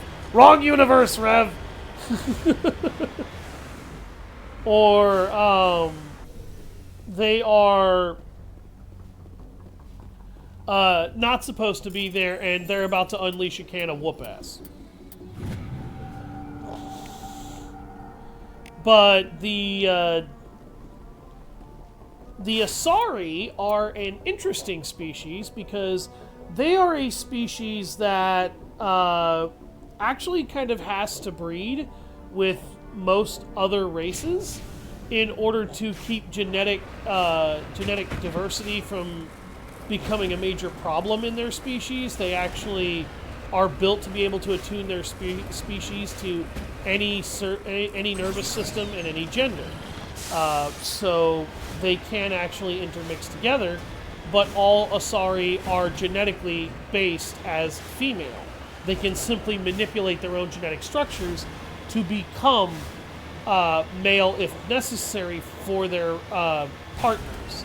And their species actually gains a lot of benefits from breeding with other species in the galaxy.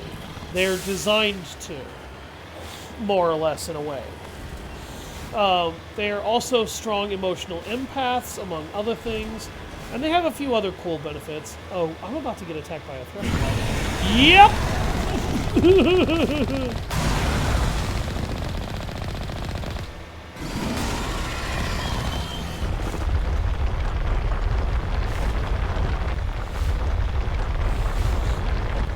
Oh, shit.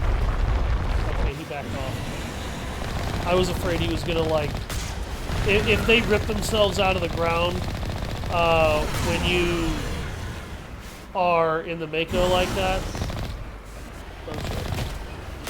they will kill you if they're directly underneath.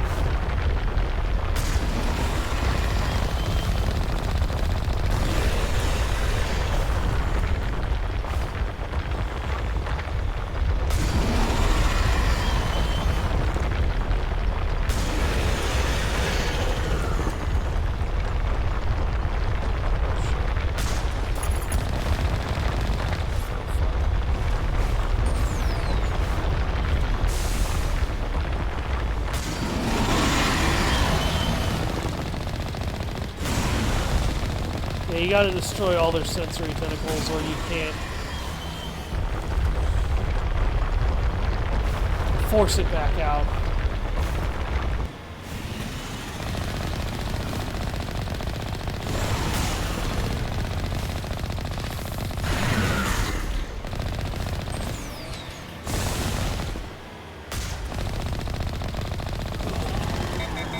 He's dead, yes. Okay. Alright. I killed a thresher ball. Oh god. So they become Yeah, basically. This is one of the reasons why a lot of people kind of threw a fit when the Mass Effect board game got created, and the new Mass Effect or new BioWare devs when they created the board game added the pronouns they, she to Liara. Liara has never been referred to in the entire game as they, she in the whole trilogy. There is never an instance where any Asari is referred to that.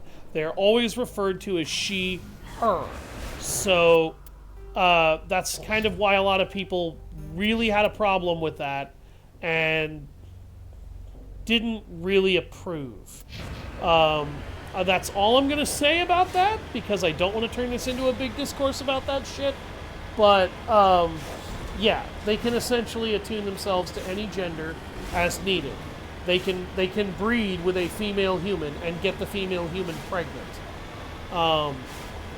They can, like, when they attune their genetic structure, they can actually cause their bodies to grow the required reproductive organs necessary for copulation. That's all I'm going to say about that. But the Asari, in terms of what they are, is every Asari has biotics.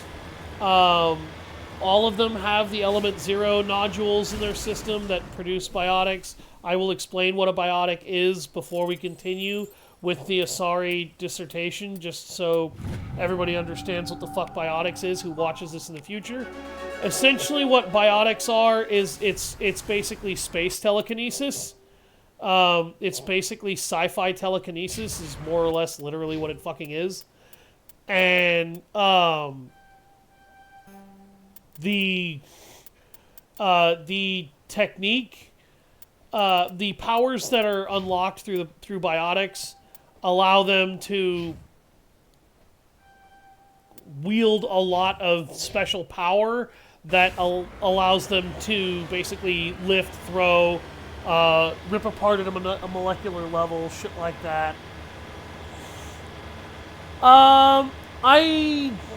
It's from a specific mineral, I believe, because the mineral that is in question is element 0.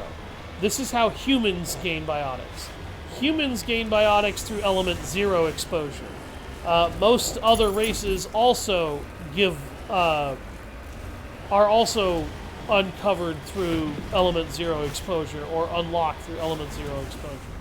However, getting biotics through element 0 exposure is extremely dangerous because it's very, very easy for the biotics in question, or for the element 0 exposure to effectively turn into cancer. Because you, like, about 90% of the time, what happens is element 0 exposure, for anybody wondering what element 0 is, it's basically the radioactive element in this game that is used for faster than light travel.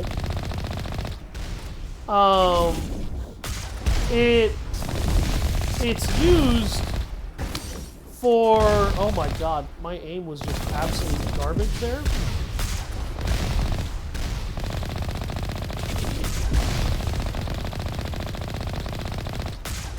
That's a Geth Colossus. Armatures don't take that much damage.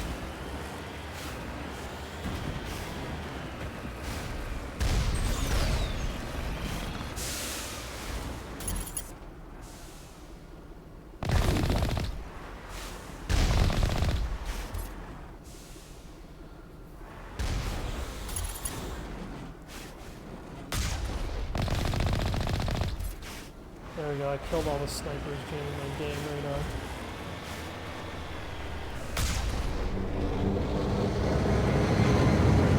Here comes the bright. Wait a minute.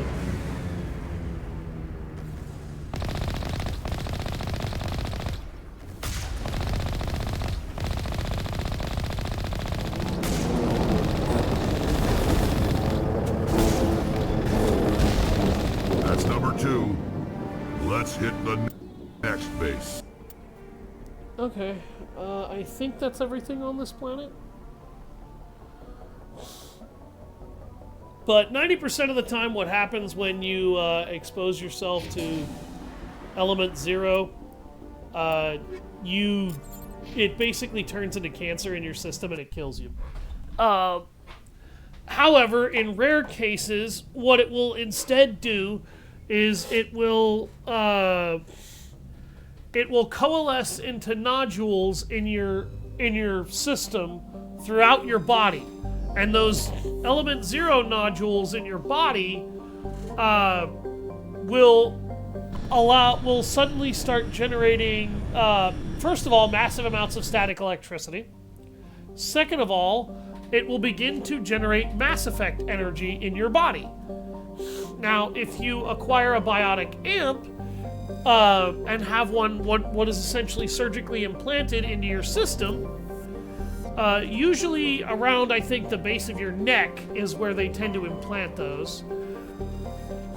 You can then receive some training because the amp will magnify your biotic Mass Effect abilities to the point where they can then become powerful enough for conventional use.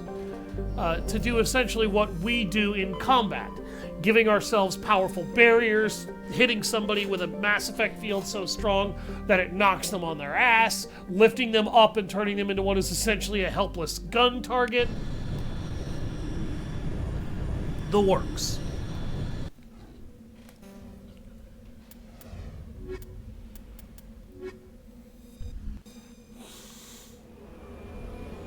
But all Asari have biotics. All Asari have powerful biotics that actually get stronger as they grow. Asari are a very slow to reproduce series, and they have, or not series, but species. They have 3 stages in their life cycles. And those stages are as follows. They enter what are known as matron, or not matron stages, their youthful stage, where they run around and experience the universe, basically, kind of like a teenager or a child. Then they enter a matron stage, where they meld with interesting partners, trying to reproduce. And when they hit the around the 800 to 1,000 year mark in their life cycle, they become matriarchs. And matriarchs are essentially, they tend to take roles as advisors and counselors in politics and such. Very, very influential individuals. And in terms of, unless they are a rare breed of Asari. Yes. Now, the rare breed of Asari I'm not going to go into yet because it's not going to be relevant until Mass Effect 2. So I'll go over it when we're streaming Mass Effect 2. I think we need to go this way, actually. Oh my god. This is an incredibly steep fucking mountain. Holy shit.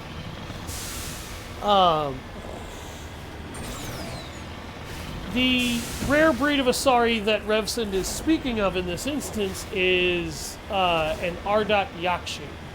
I will go into those in depth when we get the opportunity in Mass Effect 2, because it is not until Mass Effect 2 that the allot Yakshi become a relevant speaking point. Now,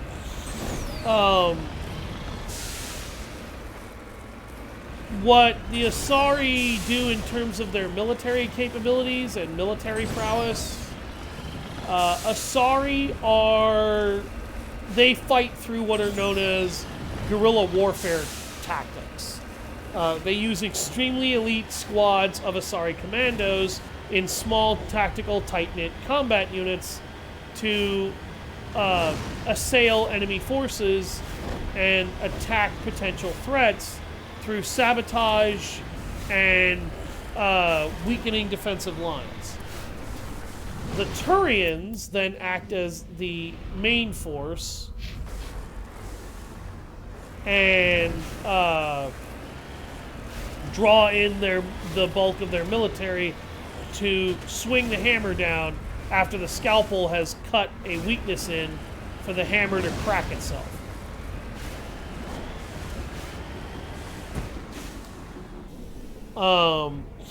But Asari warfare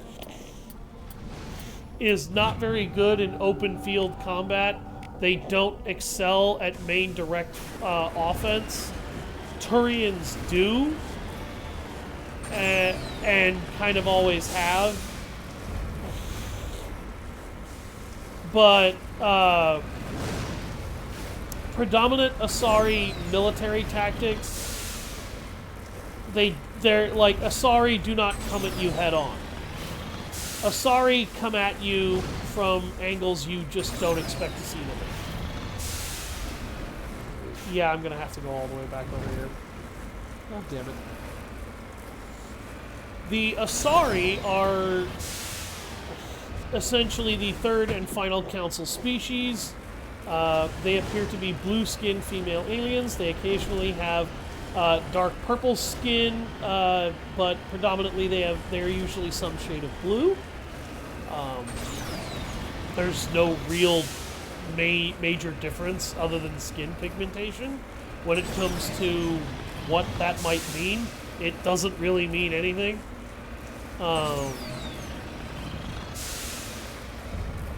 But yeah, like it doesn't really make much of a difference or any difference.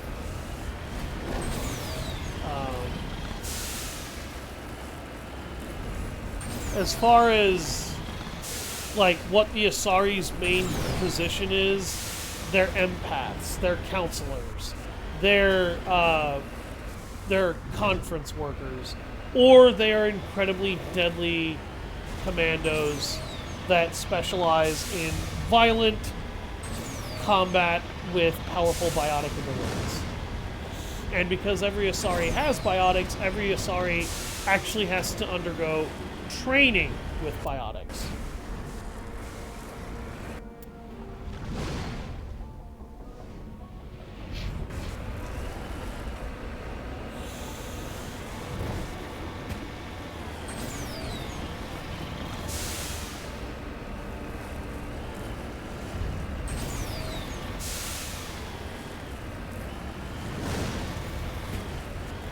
Oh, I saw it. There it is. It's a uranium deposit.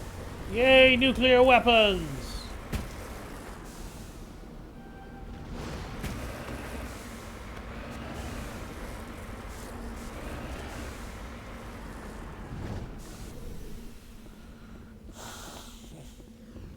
And radioactive bullets. Okay. That takes care of uranium.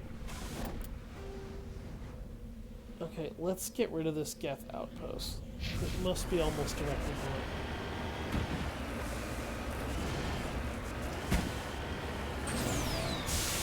It's probably right over these series of haphazard cliffs.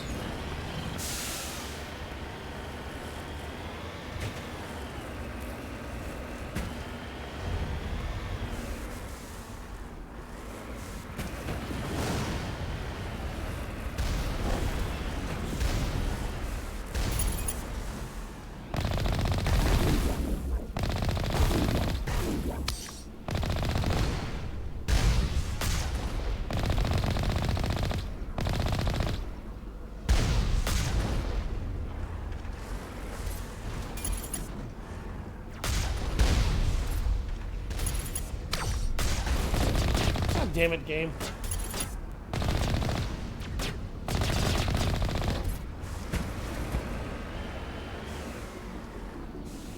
Here comes the Geth reinforcements.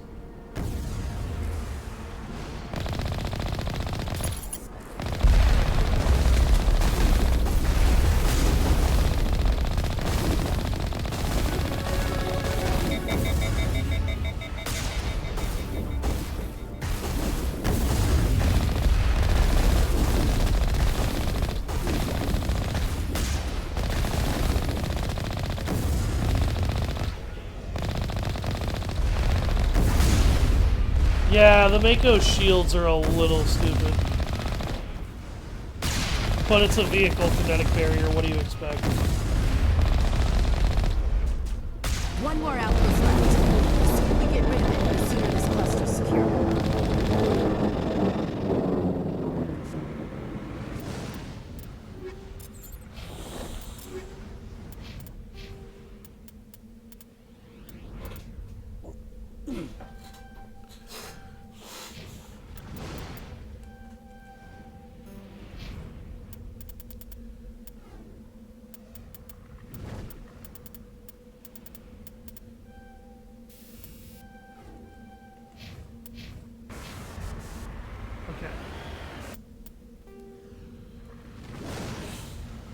That takes care of the Geth outpost that was jamming my radar. And...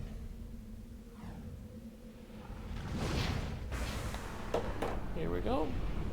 Uranium fever. Oh, jeez. Oh, that sounds horrible. That really does sound horrifying. I'll tell you a radioactive material I really wouldn't want in my system is thallium. Oh, ugh.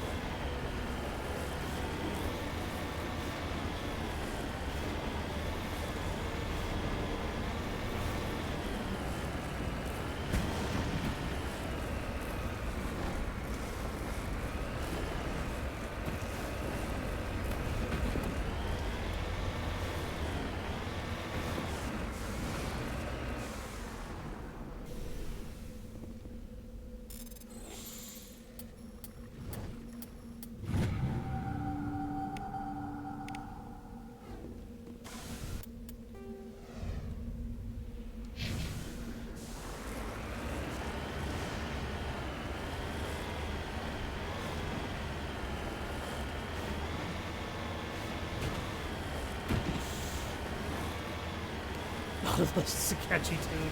Oh no! Oh god, I'm not going there. Oh, that's horrible. Oh jeez. Oh, no. Oh god, we're going off the deep end on that one.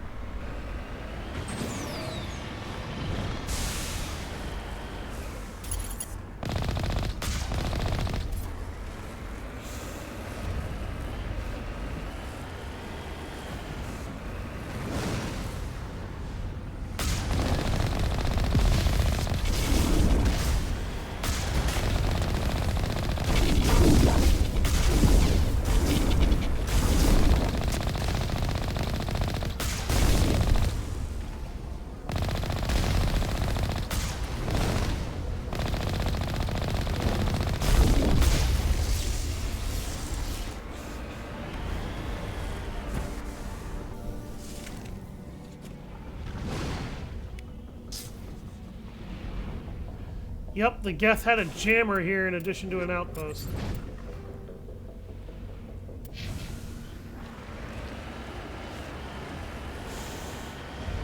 Talking about the song. Oh, there's a song called Uranium Fever? I've never heard of it.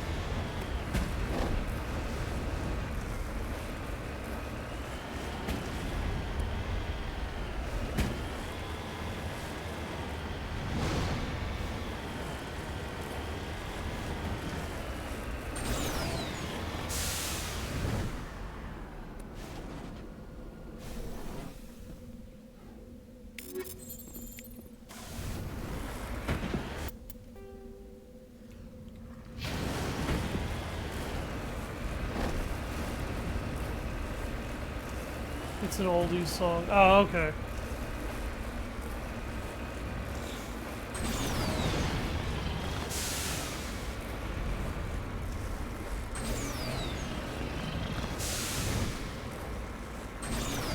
Come on, game. There we go. Wahoo!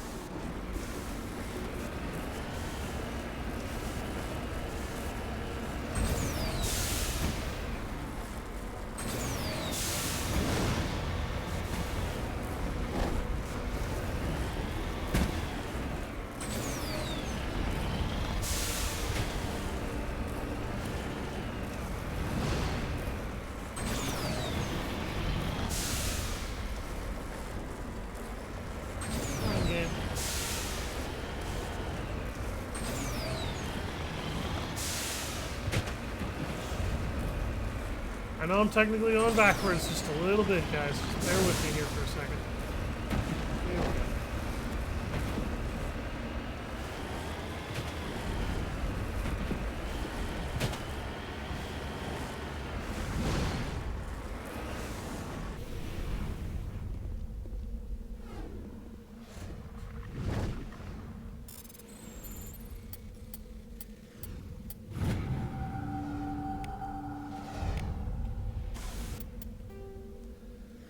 There we go. That's Caspin taken care of.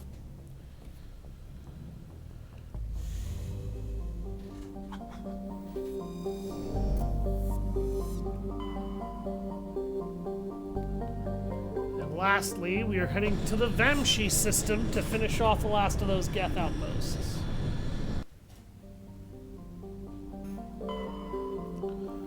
Us against the unknown, killing it with big guns. Good times.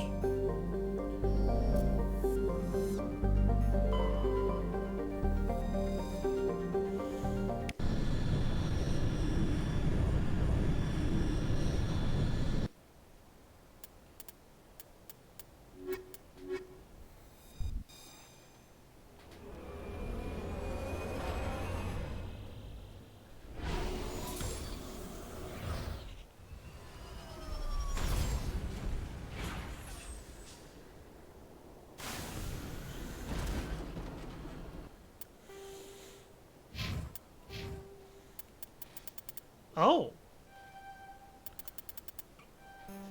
I'm going to go ahead and max out basic armor. And then I think I'm probably going to max out lift. Or... no, I think I'm going to max out throw.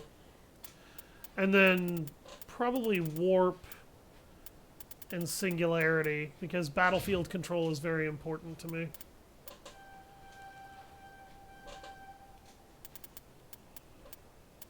Oh, that enables his use of heavy armor. Advanced shield boost, one more point in that, and that'll be mastered. Then I'm going to max out barrier for him.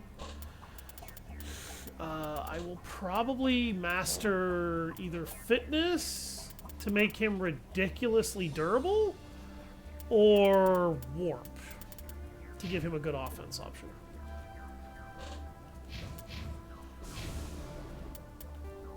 Okay, Maji.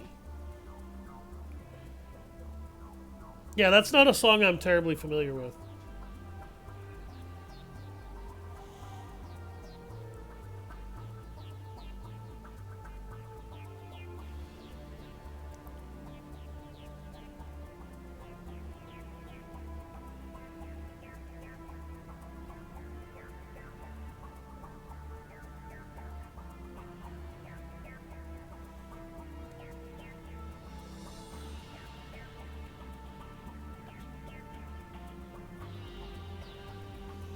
Maji map.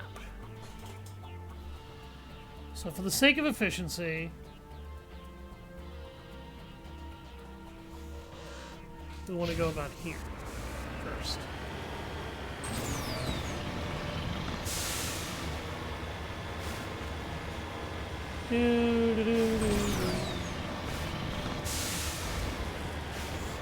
So I guess I should also talk about how weapons work in this universe, because everybody may have noticed, but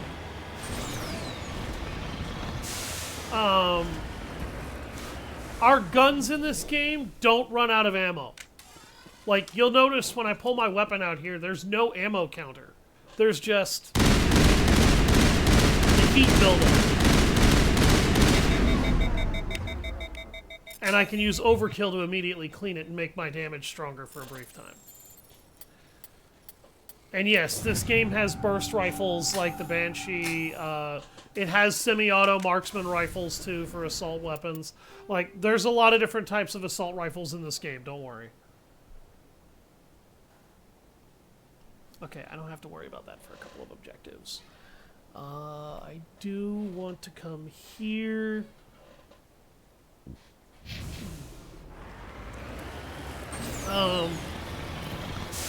The way every weapon works in this game is that they are given a small ammunition block that is inserted into every gun in lieu of having a magazine.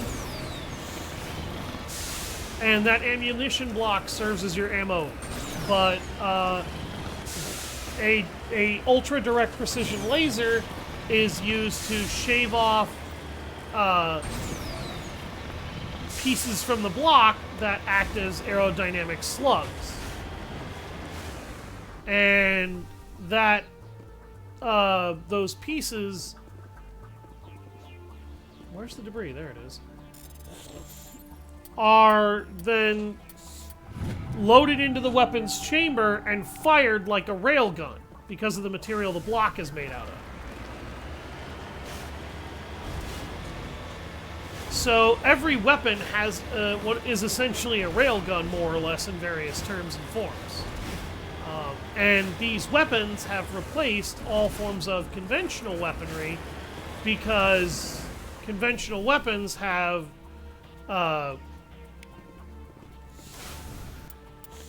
thermal clips. Or conventional weapons don't have thermal clips. Conventional weapons just have magazines that obviously need to be reloaded periodically.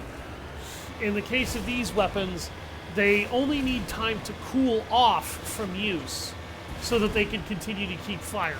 So as long as you pace your fire, you could actually theoretically never truly run out of ammo. And I've shown off how as long as you're not constantly pissing bullets, you never really do need to worry about overheating really either.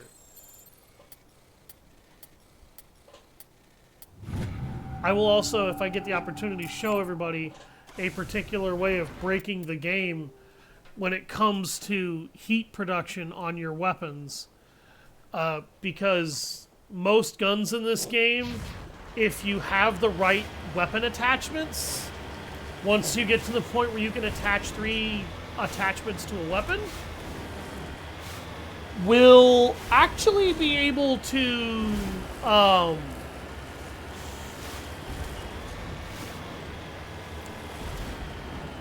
they can actually fire infinitely and never actually heat up. You can do this with pistols, sniper rifles, and shotguns. I believe you can do something similar with assault rifles that allows them to fire nearly indefinitely, but their rate of fire with some of them may actually preclude this from allowing them to fire infinitely. But it will allow you to fire 2 or 3 times as long before needing to, you know, deal with an overheat.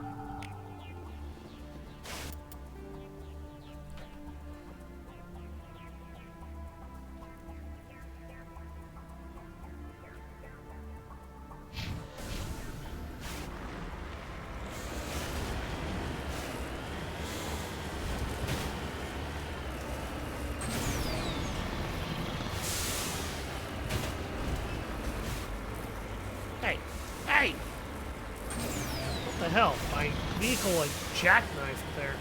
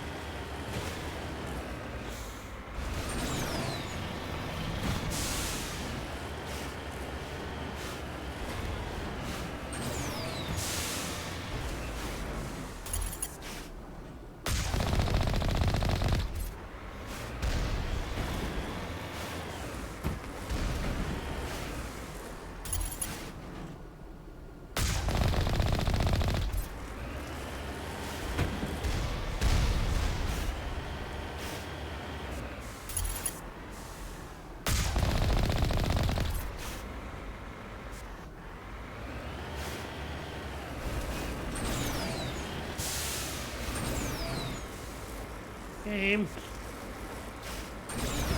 Come on.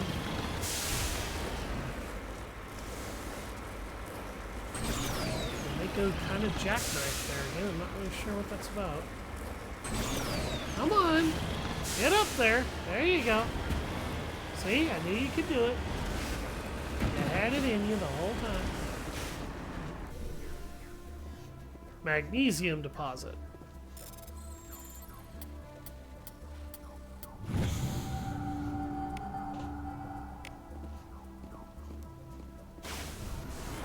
Anyway, virtually every weapon in the Mass Effect universe functions in this way.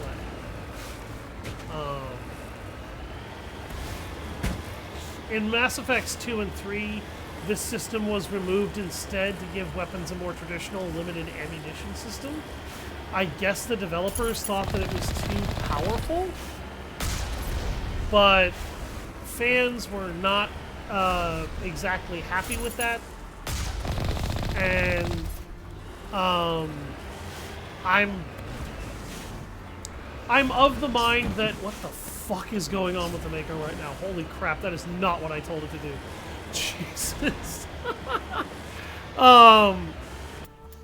But the issue that I have with it is now the game is a much, like, once that happens, the game becomes a much more traditional shooter.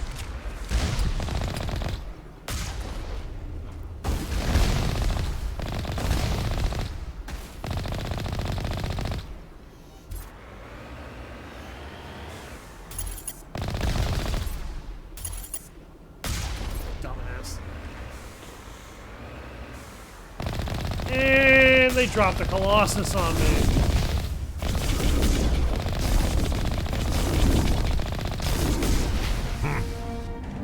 I thought one of these outposts would be a major base of operations. Hold on.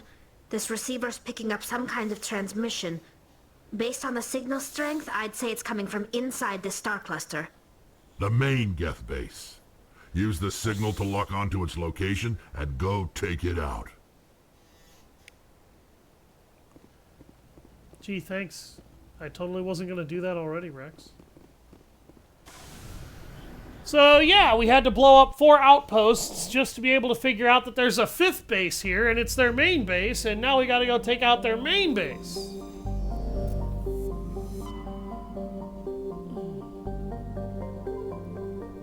Grissom. Ah.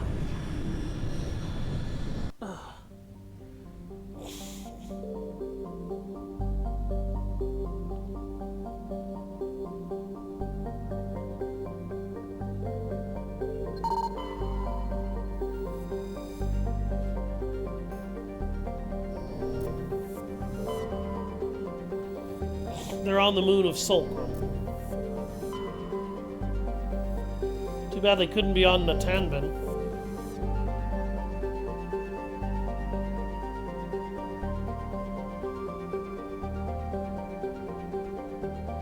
I thought there was another asteroid. Surveyed. Survey.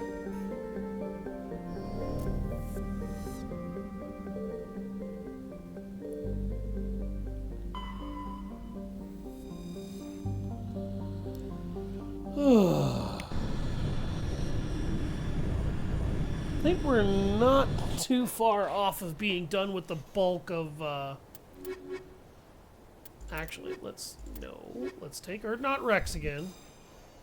With the bulk of what we're doing here.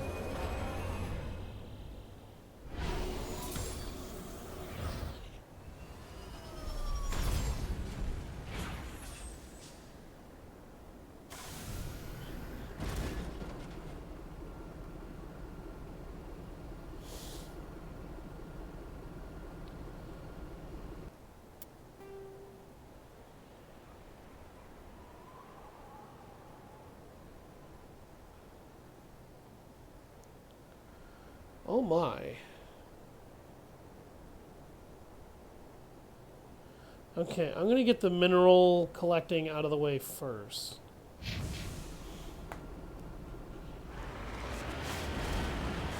So the Geth, we've kind of already talked about them a little bit, but I may as well go into it again. The Geth were a synthetic race of machines created by the Quarians. Tally is a Quarian that comes with us. And their species ended up at war because the Quarians created the Geth as a source of cheap labor in war, effectively using the Geth as a means to protect their creators without their creators ever having to actually need to fight in wars for them anymore. And the Geth did this very well.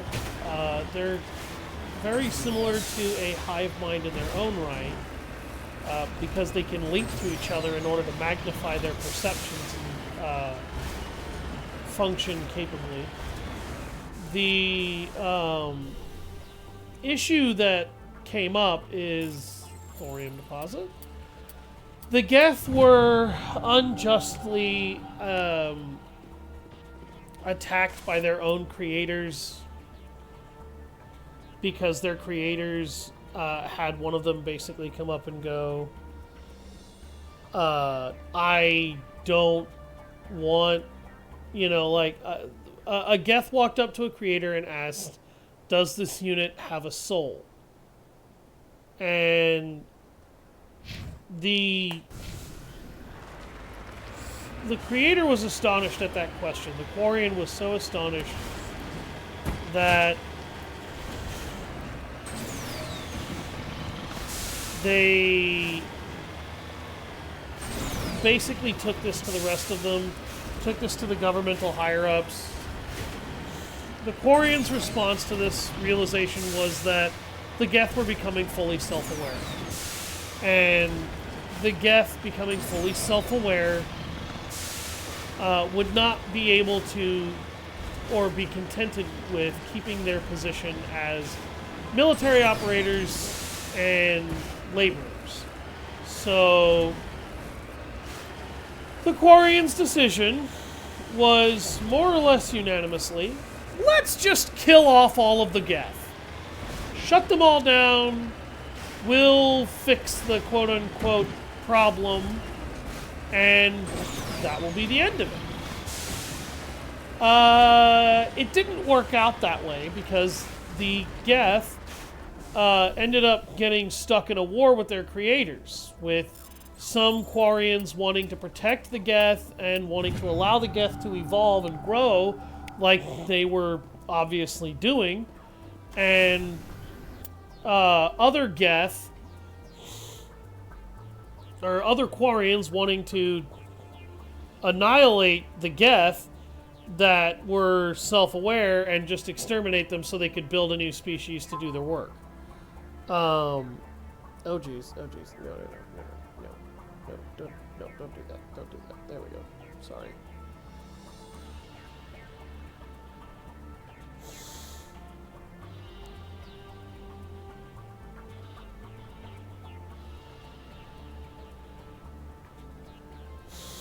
But the Quarians did not react well, and they were not as experienced in war as the Geth were by this point. So the Geth basically kind of took the fight to them and won. They were tearing the Quarians a new asshole, for lack of a better way to put it. Inevitably, the Quarians were forced off their homeworld of Rannoch and forced to become essentially a race of homeless nomads throughout the universe. And it's definitely no wonder why they kind of asked for it, and I have gone over it multiple times where it's like, I understand why the Quarians feel the way they do. I get it. But you guys asked for this. You did. You guys started this. You did. You can't really argue that you did. It's kind of your fault. You took your creation. You gave it intelligence. You gave it awareness. You gave it combat capabilities and other shit. And now you're mad because you can't just essentially use it as a slave race to sustain and maintain your empire. And you're acting out because they are now not just the slaves you wanted them to be. So the Quarians now operate aboard a migrant fleet of over 50,000 ships, and they have to wear environment suits in order to protect their fragile immune systems from potential contaminants. And the other major issue that the Quarians have is, or that the Geth have, is they basically, the bulk of them disappeared beyond the Perseus Veil, but they leave military contingency forces on Rannoch all the time.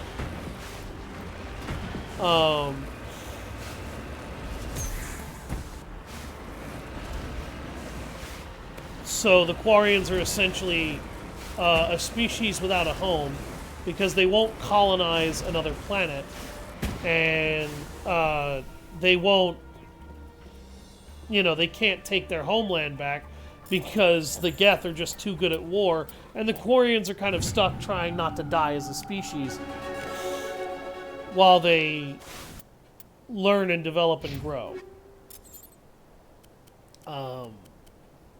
It's a little fucked up, I'm not gonna lie.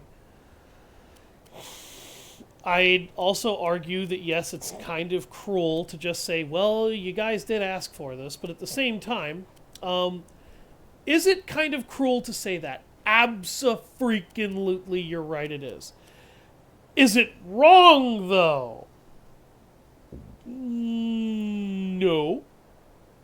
No, I don't think it is. I would absolutely argue that I'm not at all wrong to think that way.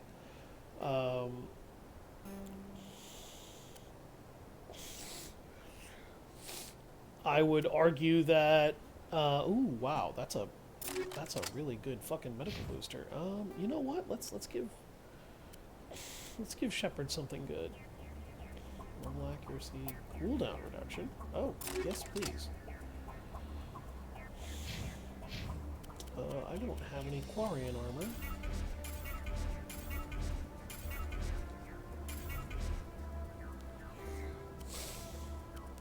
I'm gonna give her some nice damage protection bonuses. A scimitar shotgun, yeah! Oh man. Chemical rounds. Chemical rounds. Yeah, because that's totally sure. Let's encourage war crimes. Let's encourage war crimes. Oh my god. What the actual fuck? I must have seen that item 100 times, and it never fucking struck me before like it does right now. Wouldn't it be acid rounds? Not necessarily. You wouldn't necessarily need to put acid in the bullets to make them deadly. There's a lot of chemicals that we use in everyday cleaning materials that you could put in there to make them dangerous. You could put bleach in there, and it would be a very dangerous chemical to pump somebody full of, and it could make a lot of their injuries far more lethal. That would not normally be.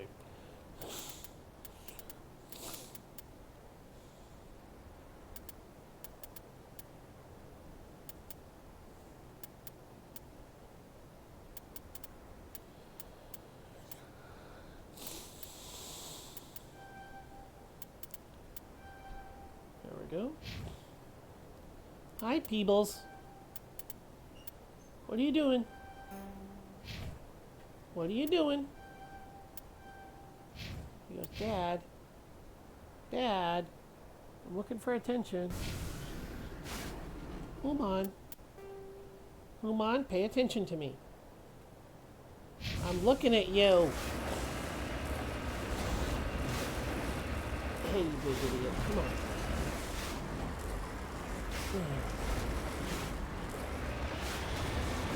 Come on. Come on, Mako. There we go. I was going to say, I knew you could get out of here. No, you don't, like, acid rounds, I think, are definitely something that you could use in this universe, and it would be effective, but you wouldn't need to use acid rounds. You could totally use chemical rounds. There's a lot of very lethal toxins I'm pretty sure we can inject into people via special bullets that would kill them in seconds.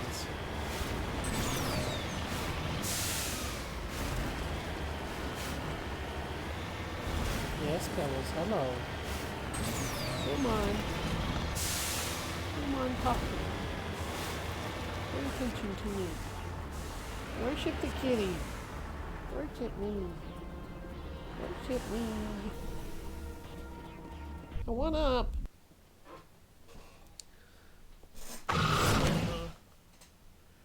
Whoa, okay. Not sure what the fuck that was, game.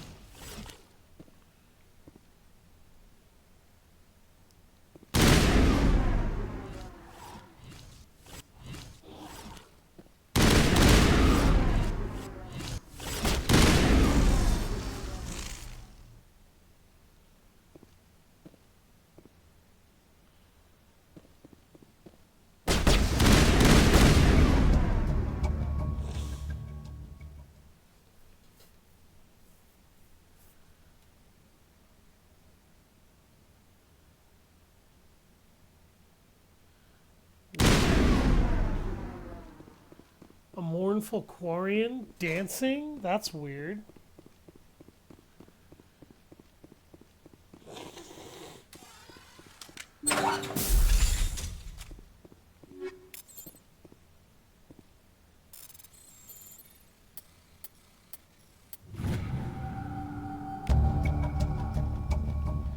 These Geth data files are what you need for Tally, by the way.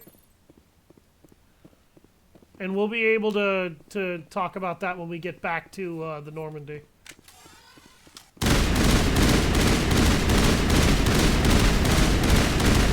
Jeez, it takes a lot of ammo to destroy those boxes. Did that box break after I shot it? Yeah, it did. I guess the chemical rounds actually fuck up the box, too.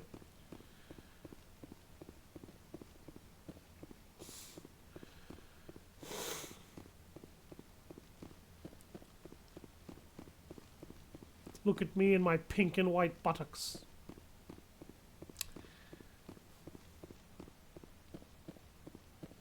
That's the one thing I hate about the Phoenix armor. It's really good armor, but I hate the color pink. I have never liked pink. Nothing screams you're not a tough guy quite like, you know, pink. Ooh, a Raptor assault rifle. Holy shit. Dad. Dad. Dad. I want up. I want up. I want up. Sorry, folks. My cat is demanding to get on my chair. Come here, you stooge.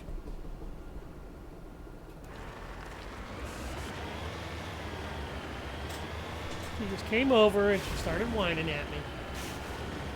looking at me and going, hey, there's a spot in here somewhere. I can get it. Give it to me. Where's my spot? Where's my spot? Come here, stupid.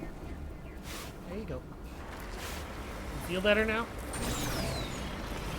You feel better now? Can I play my game now? Only while I'm petting you, right?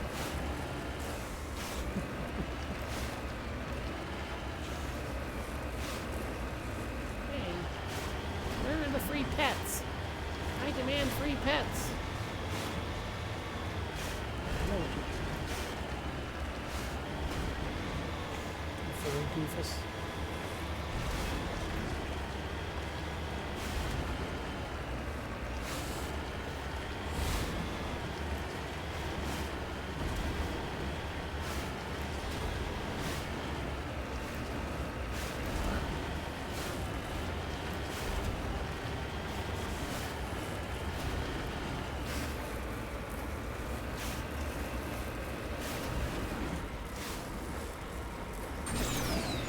Honestly, I'll kind of be glad when I'm done with Mass Effect 1 because the slowest and longest part of this journey will be over.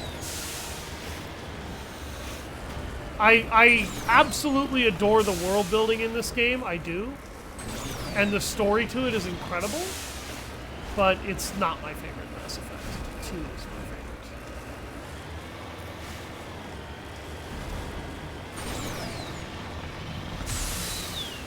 favorite. Wham! How's that for an epic fail? I actually did that on purpose. I wanted to see what would happen. I'll take that stuff.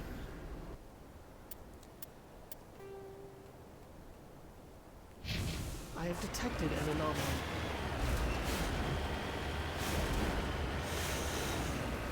I actually got some good distance on that boost jump.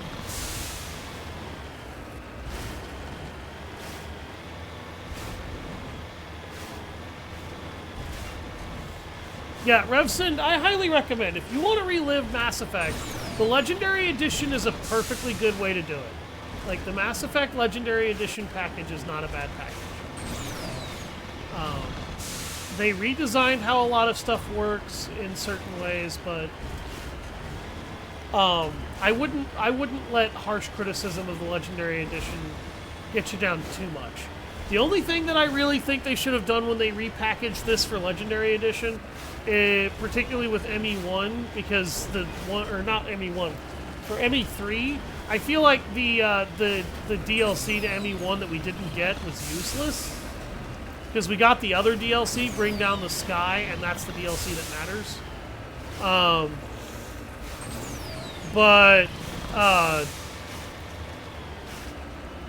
The other DLC was literally useless. I'm not even going to pretend to lie, it was. But, in Mass Effect 3, I think they should have actually taken the time to fix the ending to be what they wanted it to be originally.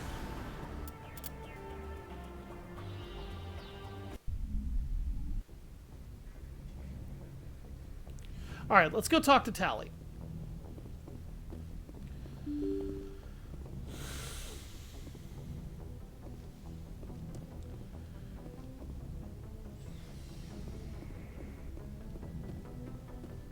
Oh yeah, she actually is down in the lower parts of the ship. It fixes a lot of control issues, it upgrades a lot of systems. It doesn't remove any dialogue. I think it actually only adds in dialogue.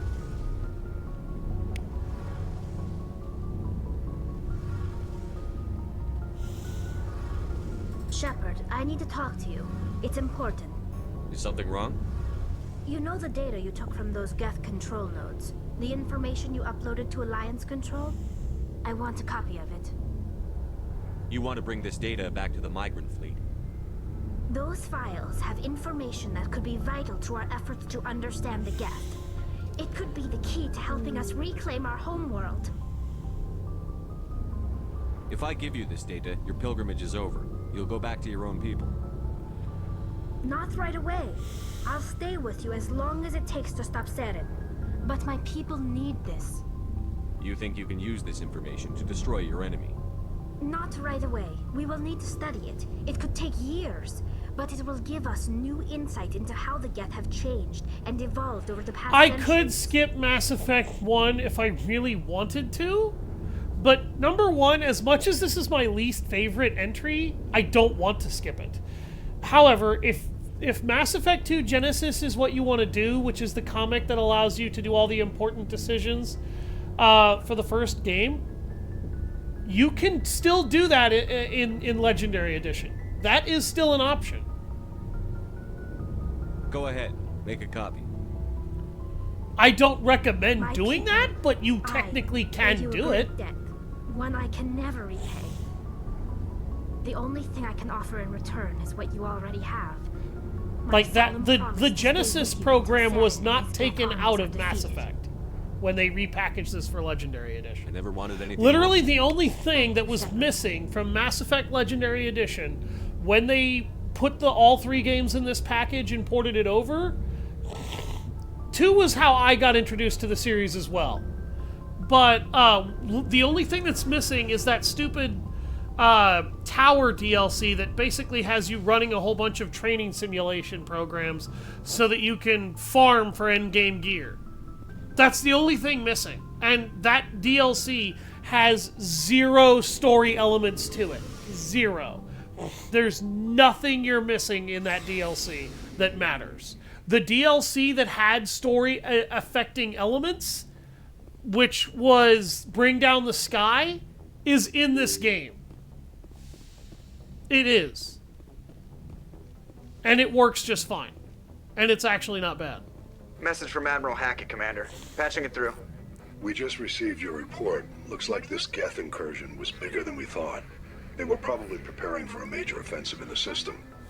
We're increasing patrols in the Armstrong cluster to make sure they can't establish another foothold in the region. I would say Nice take job, the time Shepard. to do one big You saved a lot detailed of human run-through of lives on Mass this Effect mission. 1 on the Legendary Edition, where you go out of your way to complete as much of the game as absolutely possible, so that once you have that done the way you want it, you don't have to play Mass Effect 1 ever again in order to be able to enjoy the rest of Legendary Edition as you might want to.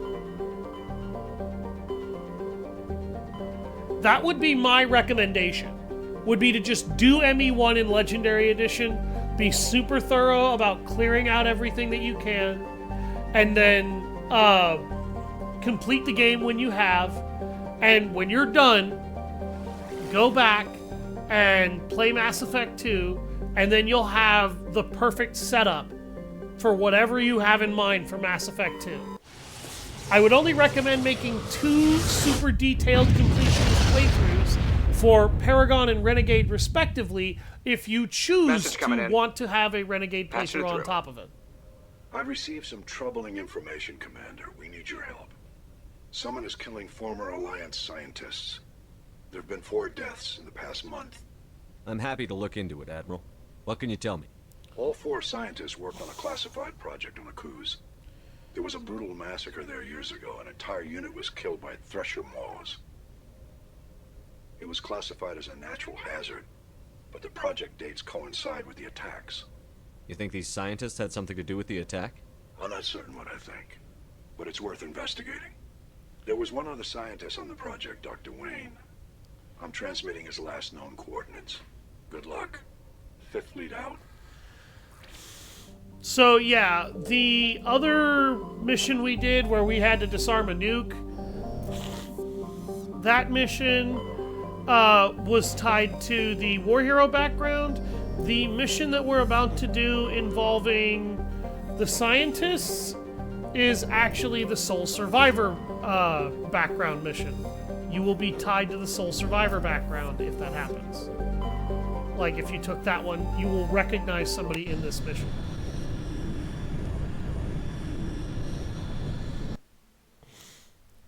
Pebbles, calm down. You need to calm down, baby. You need to calm down, baby. You're being an attention whore. Yeah, you are. Yeah, you really are.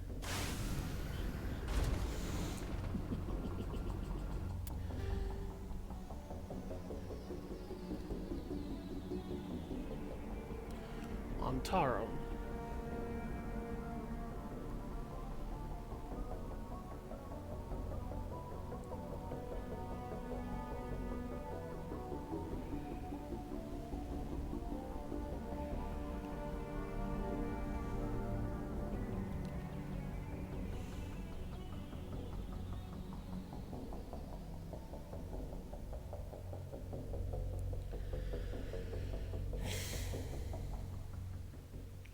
Okay, it's probably better to do this in this order first.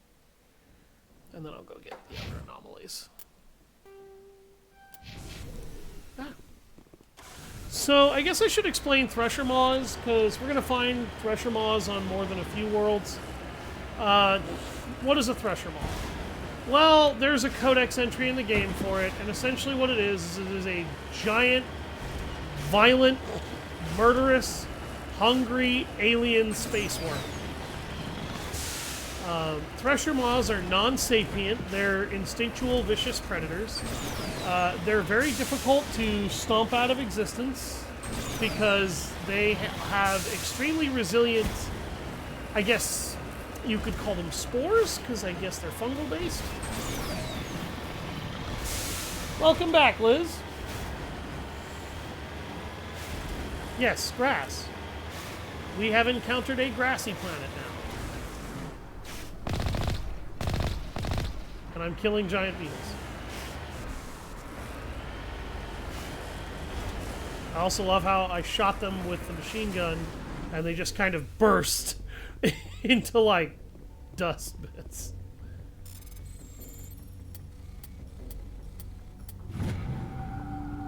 You should get out and touch grass. I knew you were gonna make that joke. I knew it. Don't you kick me, Pebbles. Don't you kick me, you little jerk.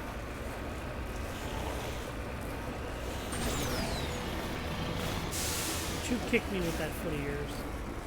Little miss, I'm impatient. I want my pets. I want more. I want you to stop screaming and worship me.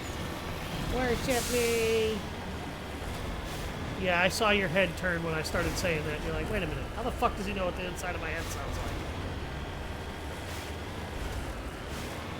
like? Been raising cats for almost 30 years.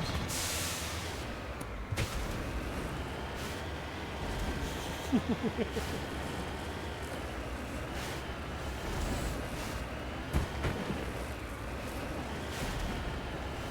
have to put up with a boom on like this.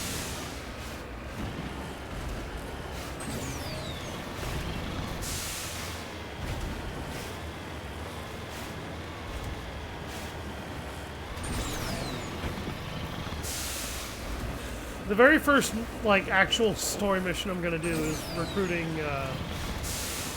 our last crew member and squad mate.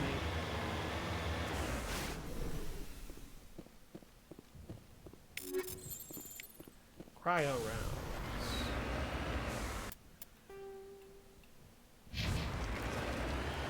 There's an underground facility here.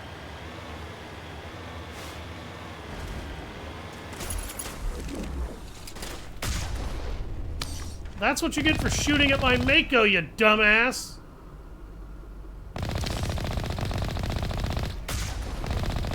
Damn! Yeah, how'd that cover work out for you? You feel like a fucking genius now, don't you? Dipshit. I got it, Eddie! I got it! That's what those guys feel like to me.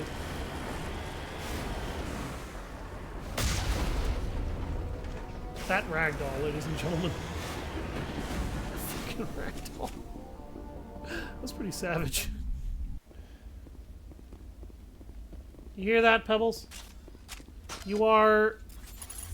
You have your own fan. You're already a celebrity cat with a #1 fan on the internet. I didn't think the Raptor was full auto. This rifle is loud as hell. Holy shit. Assault rifle sound effects are loud in this game.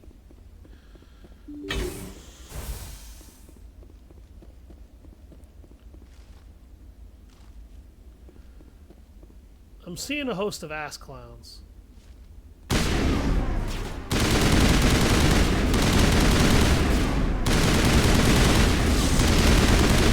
What the fuck? Ah, oh my god!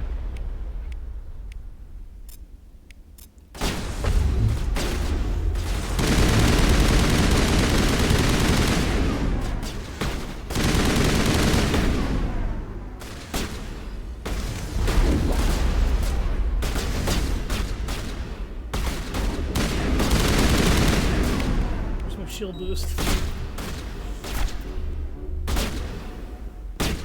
Here it comes. There it is.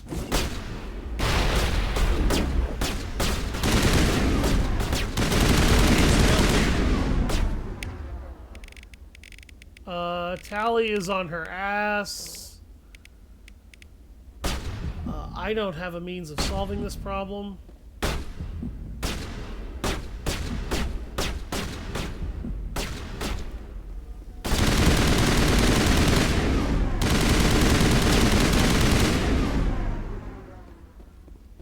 God damn!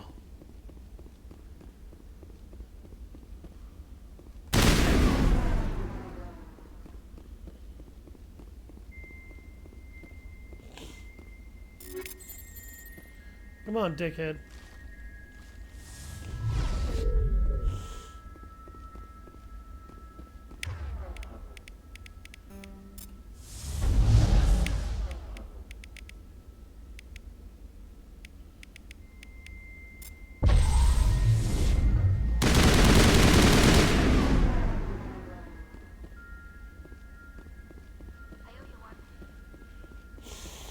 Cats are just superior that way. Cat YouTube channel, I think it would get more views. That's possible, I guess.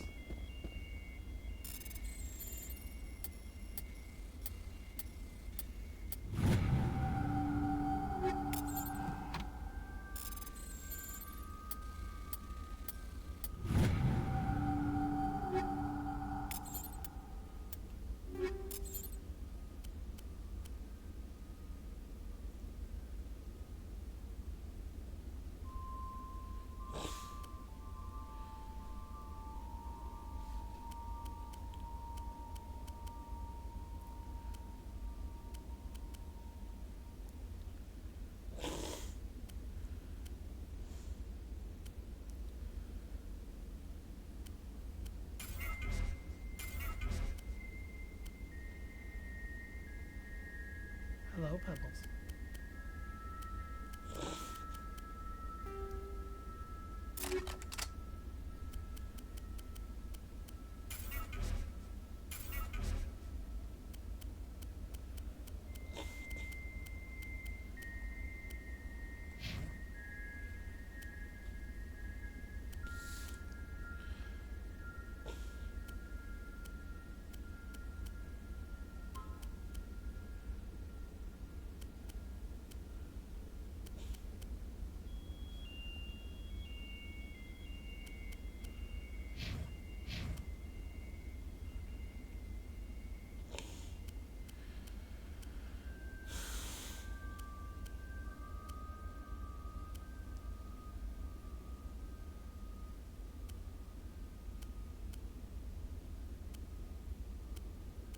Are you purring at me, Hairball?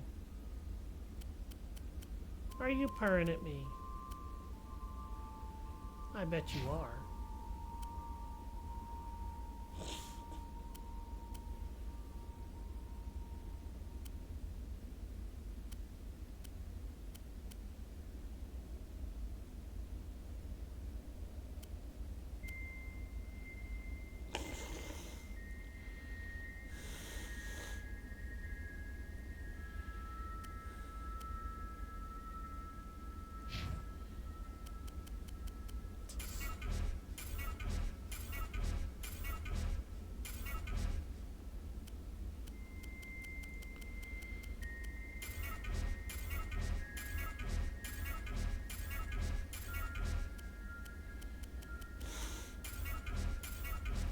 I'm getting very unlucky with pistols. A lot of them are just straight up like Kesslers and Edges, and those are very unremarkable handguns.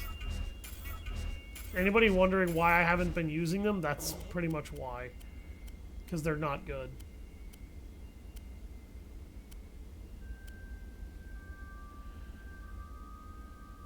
I got you. 50-50.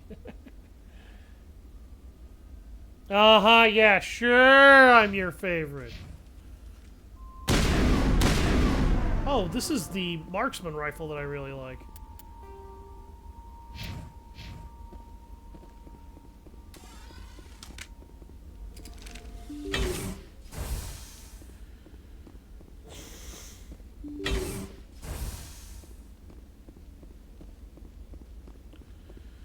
So, if you are a sole survivor, you will know the man who is holding someone at gunpoint here. Stay back! I've got no grief with you. All I want is this bastard. Please! He's a madman! Mr. Toombs, you're insane! You need help! It's Corporal! Corporal Toombs! You don't get to lie! Not today! Today it all comes out! What all comes out? I'm listening. But I need you to put that gun down. You don't understand. I don't want to kill anyone. Yes, you do. I want to go to sleep without screaming in my dreams. I want the people who sent me to Akuz brought to justice. Can't you see that Toombs is crazy? Shoot him! Stop telling me to shoot him, you ass monkey. I'll have to settle for killing the men who took my life away. What did the doctor do to you, Corporal? We were on Akuz. When the Thresher Maws hit, my entire unit was wiped out. The Thresher Maws, the scientists were studying them. They let them hit our unit just to watch. I woke up in a holding cell. The scientists were delighted I'd survived. Now they had someone to run tests on. What kind of tests are we talking about? You can't believe Toombs. He doesn't have any proof. I demand a fair trial. Demanding a trial implies you're guilty. In your veins? I have. They wanted to see what it would do. They're part of some organization, Cerberus, that runs secret tests like this. Cerberus. They treated me like a lab animal. This is justice. This man deserves to die. So, are you going to kill me or not? I can arrest him. He'll answer for his crimes in court. Weren't you listening? He was part of a secret organization. I don't know why I can't get him to stand down now. But they'll never let their operation become public. This is the only way. Are you helping me, or are you killing me? I should have had more than enough charm, but I guess the game is trying to tell me I can't do it. You can actually talk him down, which is weird that I wasn't able to. If what you're saying is true, then pull that trigger. I won't stop you. Mr. Toombs, please! We had no choice! That basically confirms that Toombs wasn't crazy. You get it, right? I had no choice. But it's okay now. Now the scientists are just like my unit. No survivors. Toombs!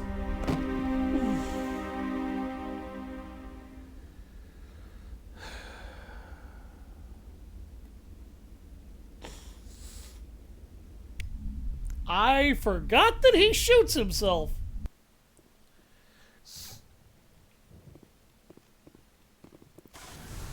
All right.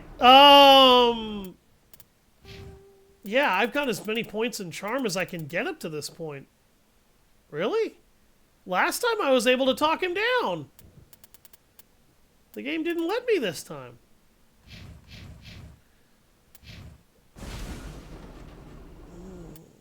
Damn, Toombs. You did not need to do that, buddy. Holy shit.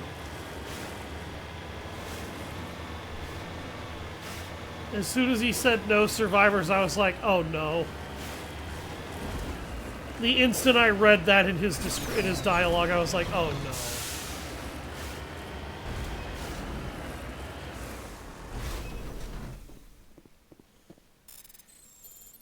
Sure enough, that's exactly what I figured he was gonna do.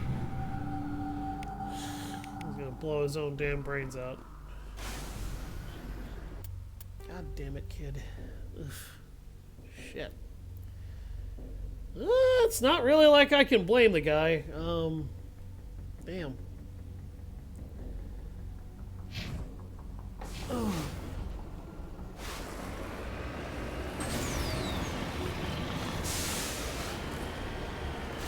So, Cerberus! We're gonna hear about those guys a few times.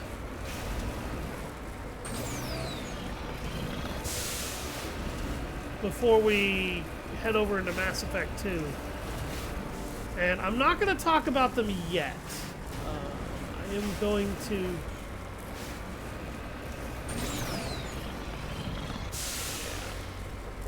Honestly, Tomb's reaction after taking out the scientist, that's kind of to be expected.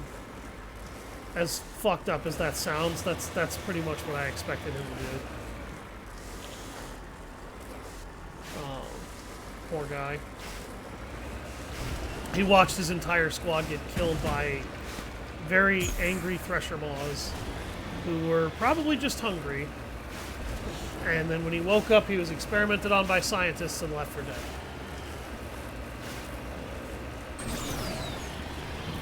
That's pretty goddamn horrifying. Come on, we gotta get up here. Come on. Let me up here. Let me up here. There we go. Let me up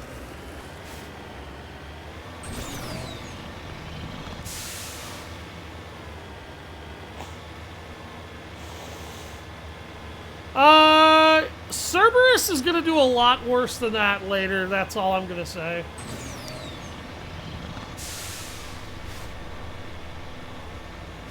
I'm gonna wait to talk about Cerberus until we finish Admiral Kahoku's side quest.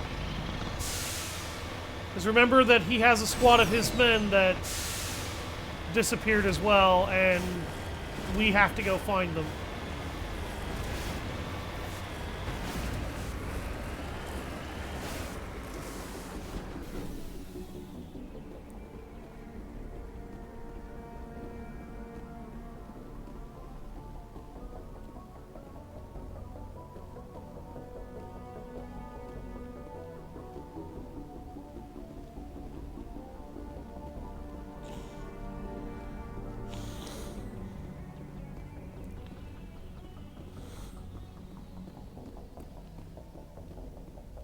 Alright.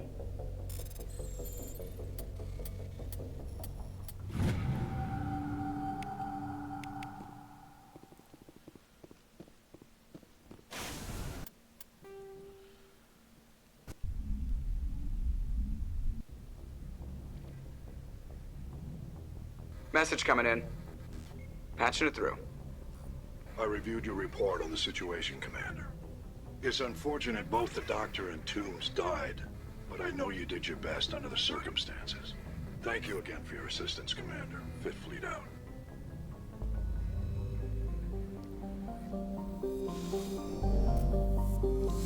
The only thing that changes, and the reason why I'm not going back to fix that later, is Toombs will send you a message in a future mission that we'll be doing. That basically says he's pissed off at you for something later that you'll see in Mass Effect 2. But that doesn't really change anything else in the rest of the games. Message coming in. Patching it through. Normandy, this is Alliance Command. We're detecting your presence in the Attican Beta Cluster. One of our surveillance drones was gathering intel on Geth activities in the region when it was spotted and shot down. You need to go groundside and recover the drone's data module before the Geth find it. Okay.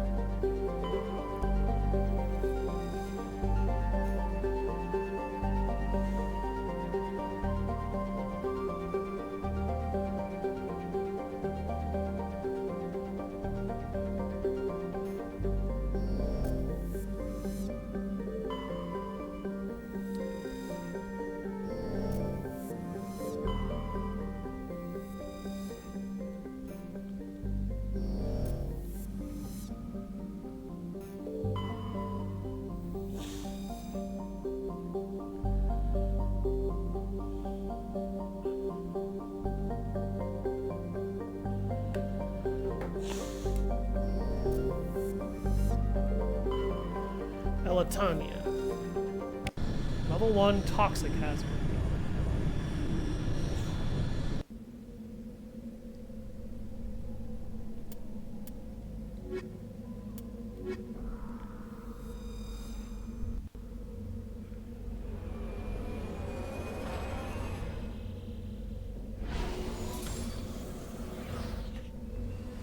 Oh, there's a lot on this planet. Holy harrow.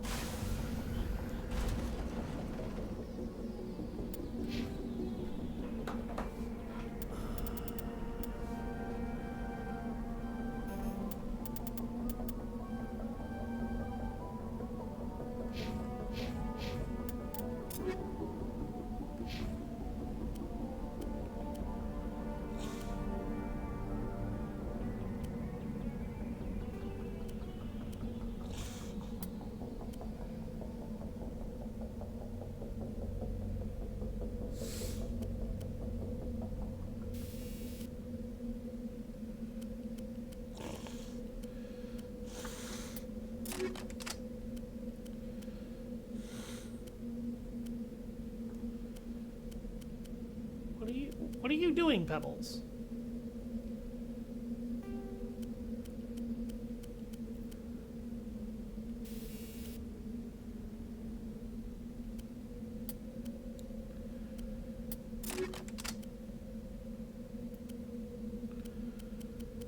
What are you doing, Bubby? He goes, I don't know what I'm doing. You expect me to know what the hell I'm doing? I don't know what I'm doing.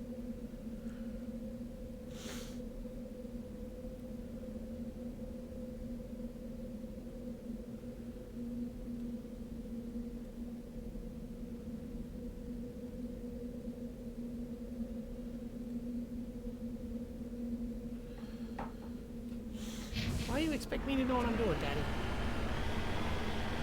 Because you're a cat, and sooner or later I would expect you to understand what it is you do.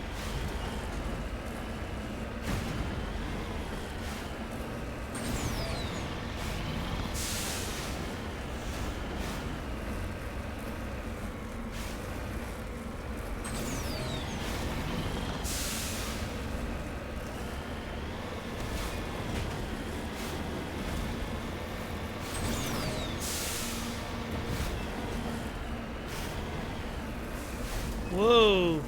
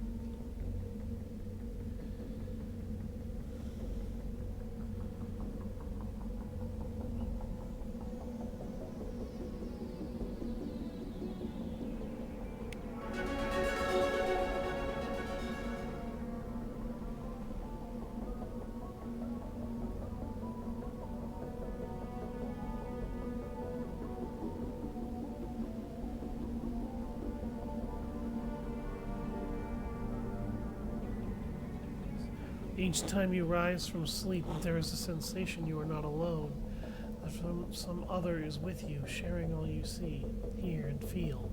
At these times, your hand goes to the strange lump at the back of your skull, and you remember the silver creature in the sky.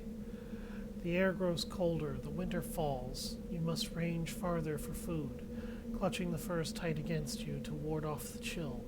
It is one of these things, long hunts, that the strange bird returns. You hear it before you see it. Its call, a deafening roar as it descends from above. Swooping down on you, a single great eye opens on the underbelly, a glowing red orb.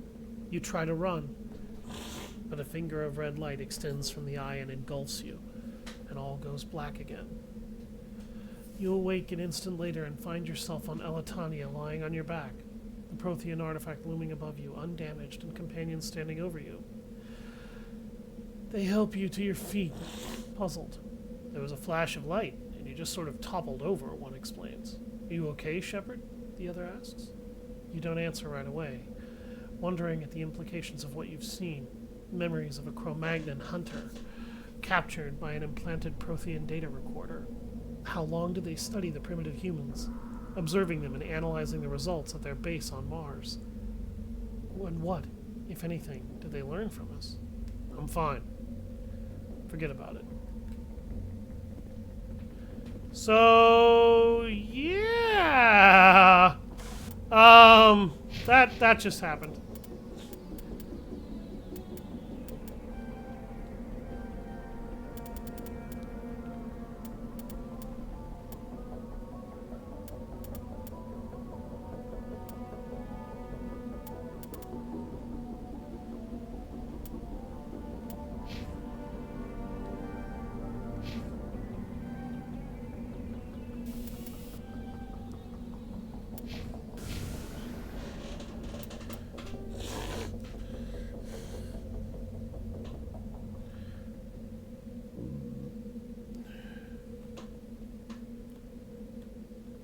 Shepard.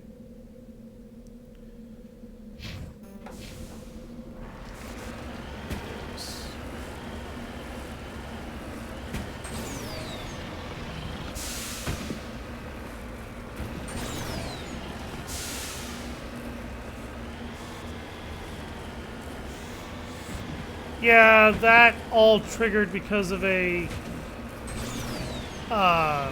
trinket that we got from the consort.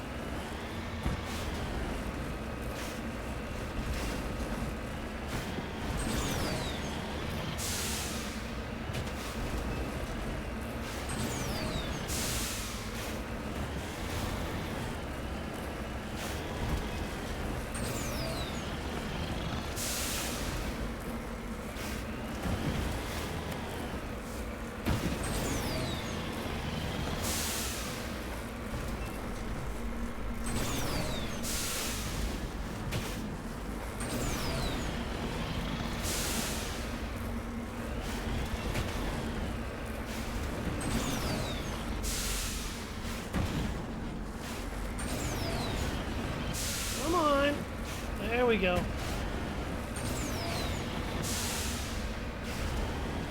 There we go.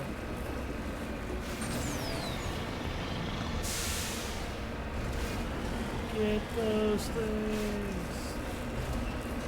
We gotta get those things and stuffs.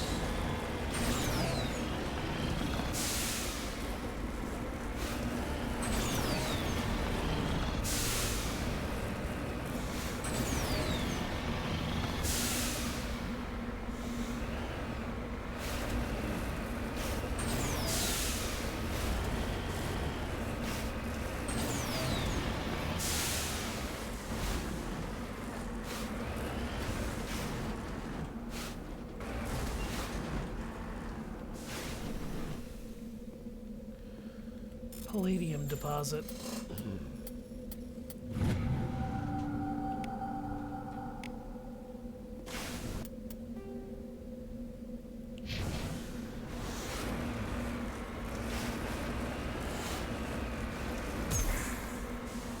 Oh shit!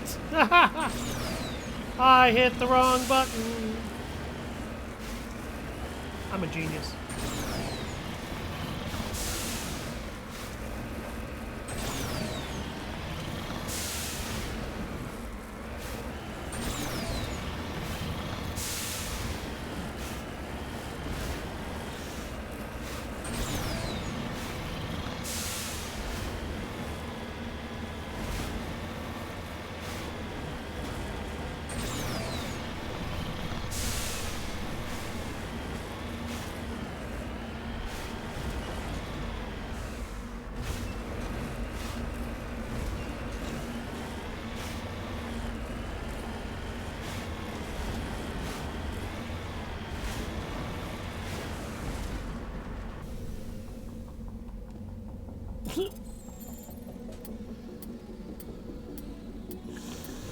I smashed into the objects that this thing actually was. And, yep.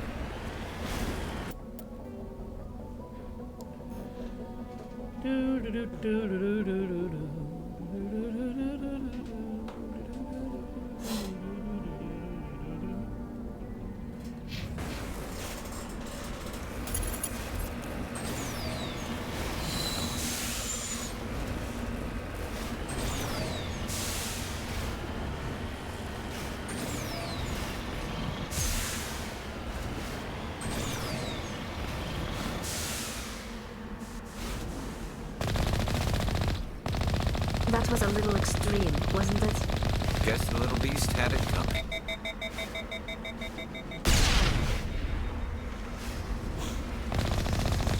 Murdering defenseless pyjacks, ladies and gentlemen.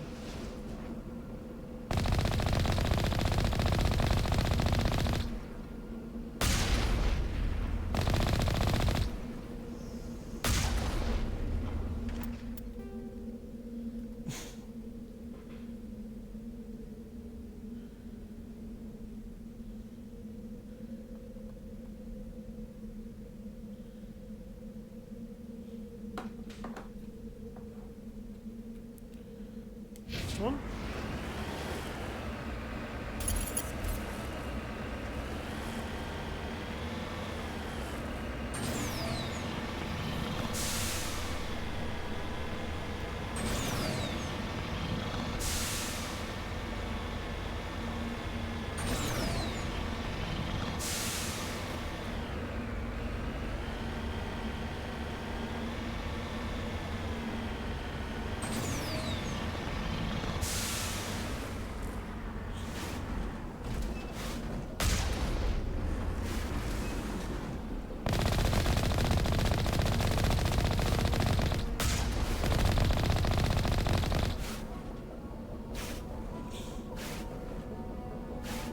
Fucking pyjacks.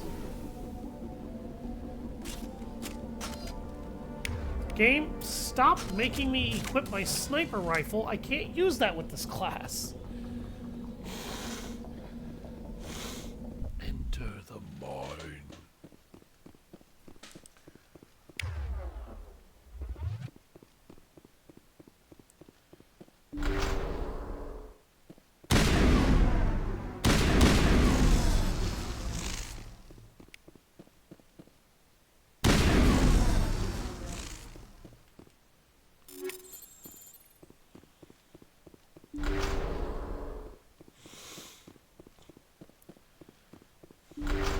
Stiletto pistol is probably the pistol that I want to get, because that's actually a really hard one to come across.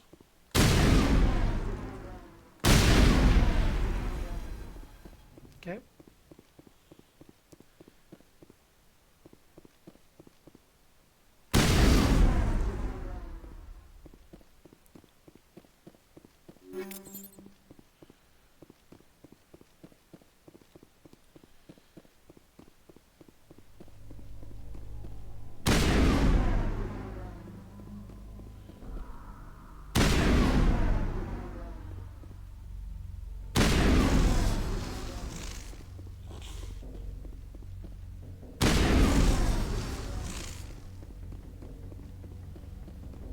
Yes, there is a purpose behind my maddening monkey murder.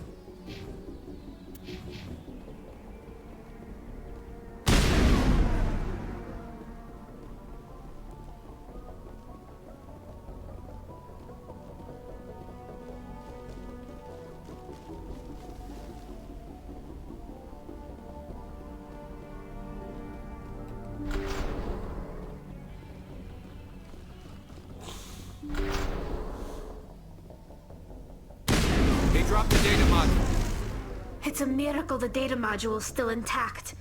Joker should be able to transmit this info to Alliance Command. There's the data module we needed.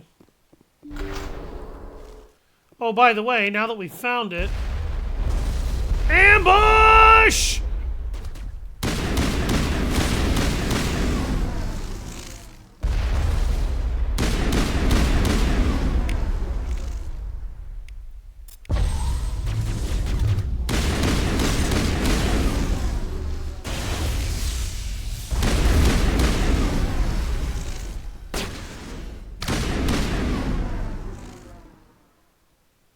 He hit me and it hurt, but I killed him.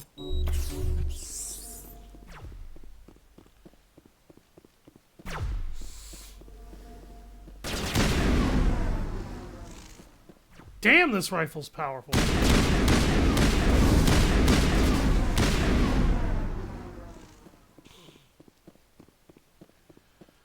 Boom shakalaka.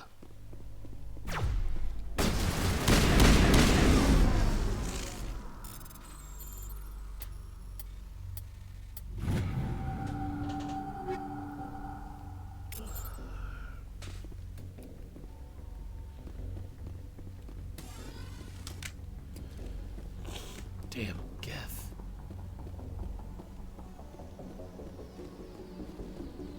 Come on, we're getting out of here.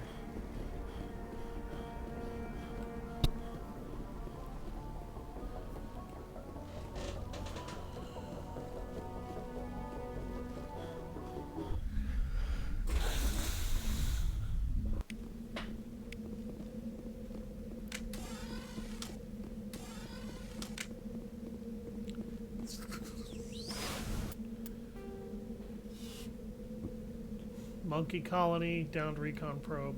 Monkey colony.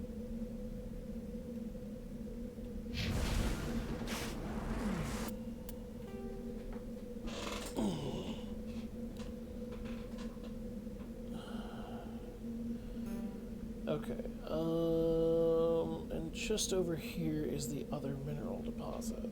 Okay.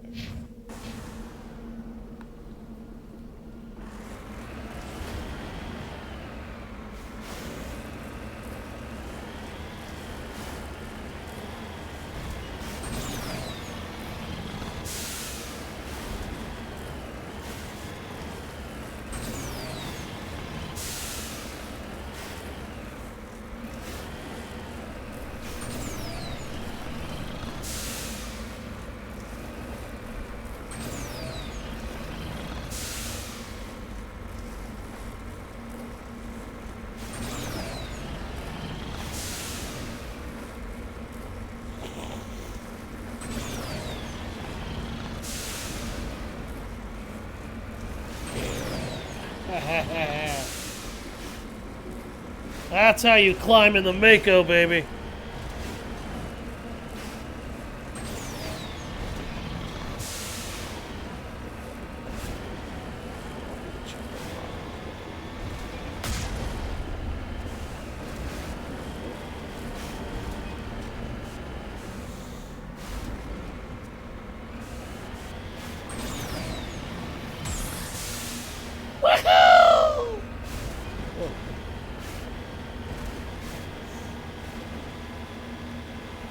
Yeah, I figured it was going to take up the majority of the stream doing this, but I was hoping that I'd be able to get it done, the vast majority of it all, before we had to actually, you know, stop for the day. Because I wanted it done.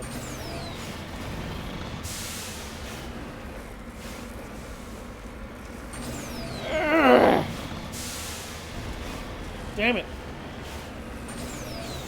Damn it! Come on, there we go.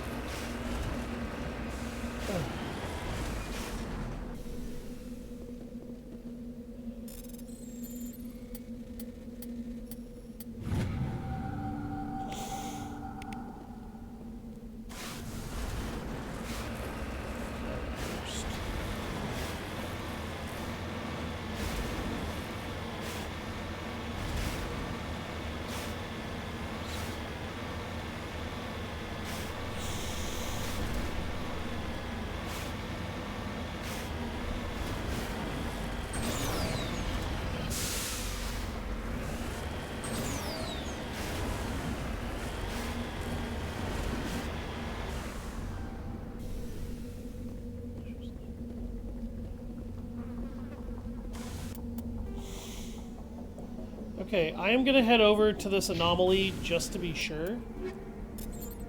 Damn, I'm getting a lot of good gear. Did I finally get a good pistol? I got a Stinger, which... Stinger's not bad.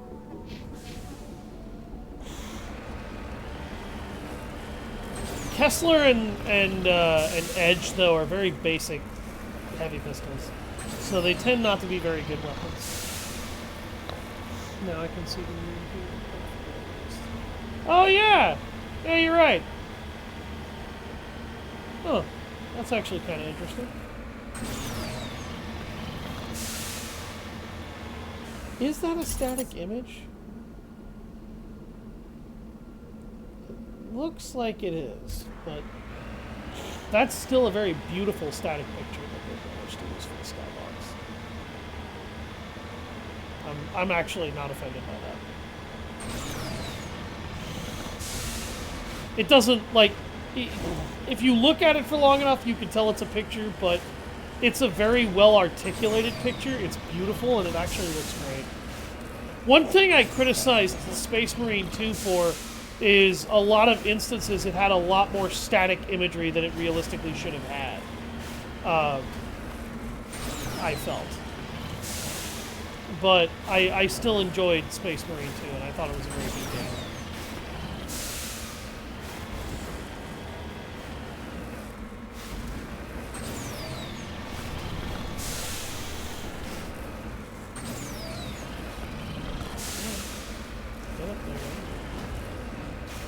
Hi, Pebbles.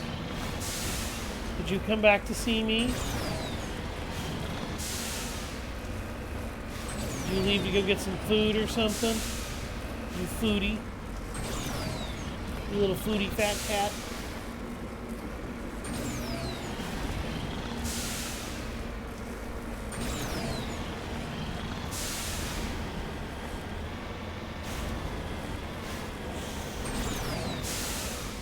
Oh, that's the... Never mind. That's the anomaly that I already visited.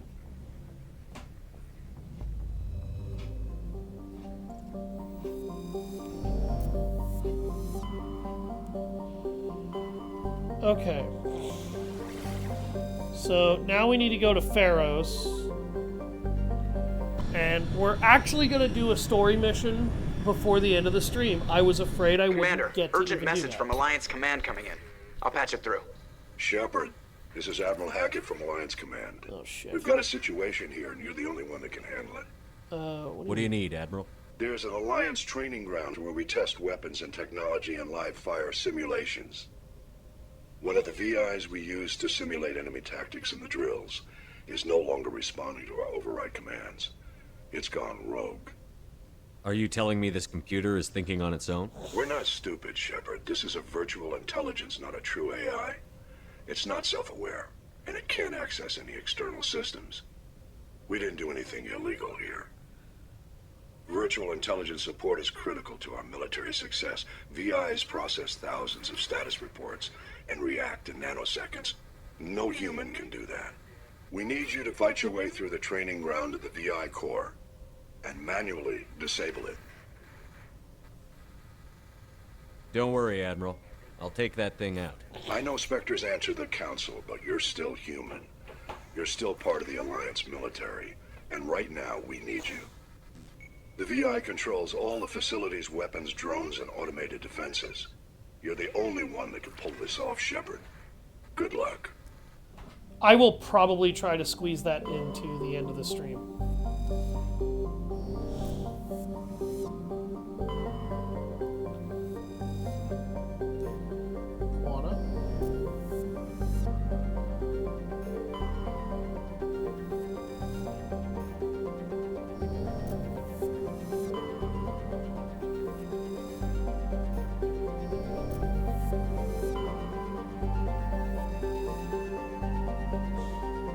Oh wait, Pharos. This is Pharos. Oh god, I don't want to go to Pharos. I want to go to Liara's dig site first. I almost went to the exogeny cluster first. That would have been a mistake. Hades Gamma? Did I do Hades Gamma yet? It doesn't look like I did. Okay, well I'm going to put a story mission into this episode anyway. Or... maybe? Okay, never mind. You know what? No. I'm just gonna go to the moon and we're gonna do that.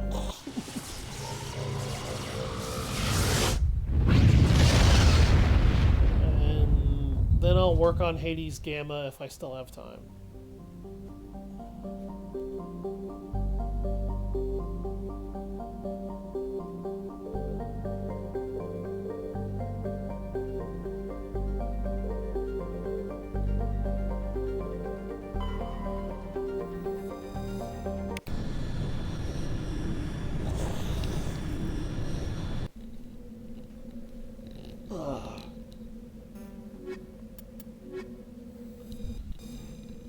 Alright.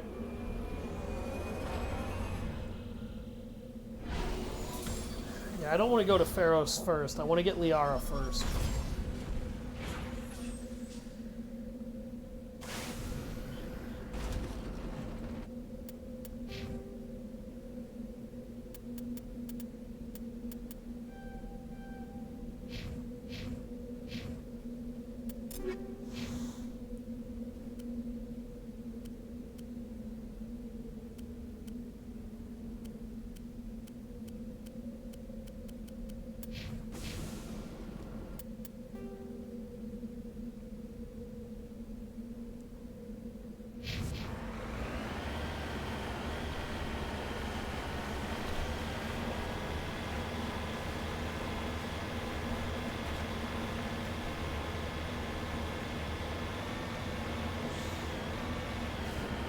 There's the sun, there's the earth. It's a beautiful picture.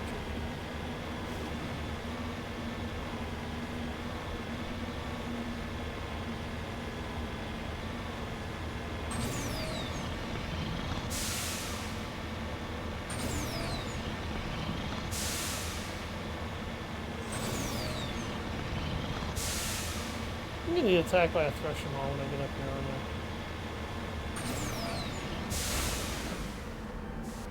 Nope. CCCP Luna 23, okay.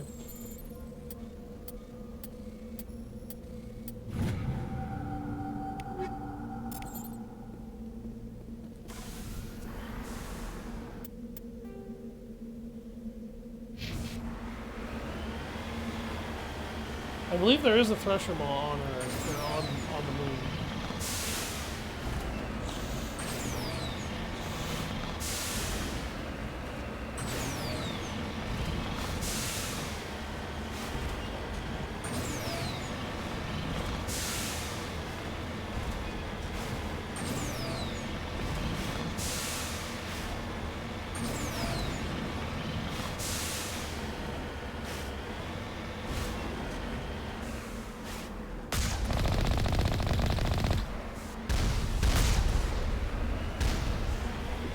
Pebbles, what are you doing?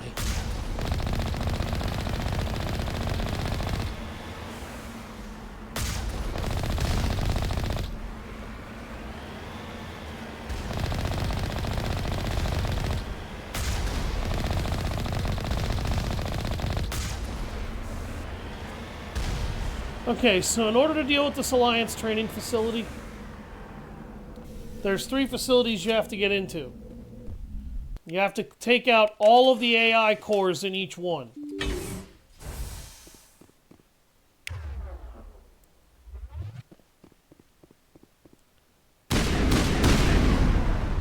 You don't have to take out the power junctions. I take those out so they don't blow up next to my face.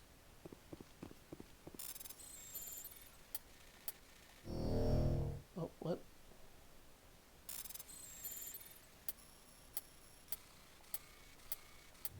Not sure how I screwed that up. I guess I hit the wrong button on my controller somehow. Whatever.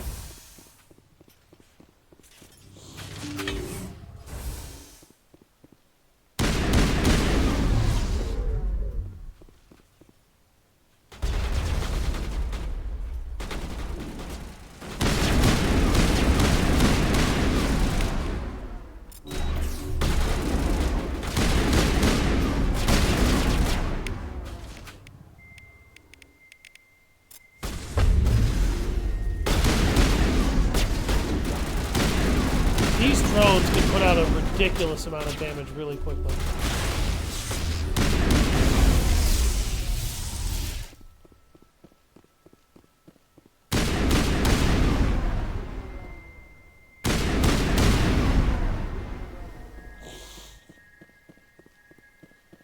Jesus, guns are really loud in this game.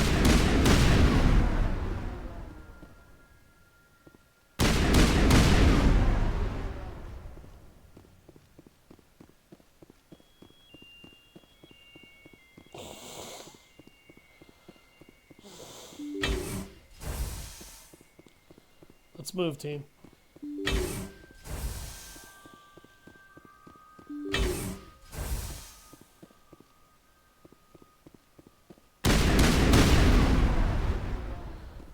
And toxic gas starts emitting from these when you destroy the first one. Every time you destroy more of them, it will begin to defend itself puristically in more and more creative ways when you wipe out a set of its AI cores.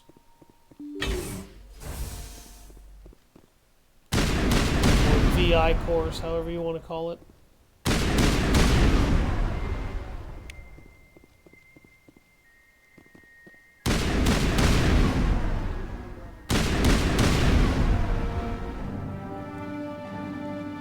Lights and all the optical sensors cease functioning.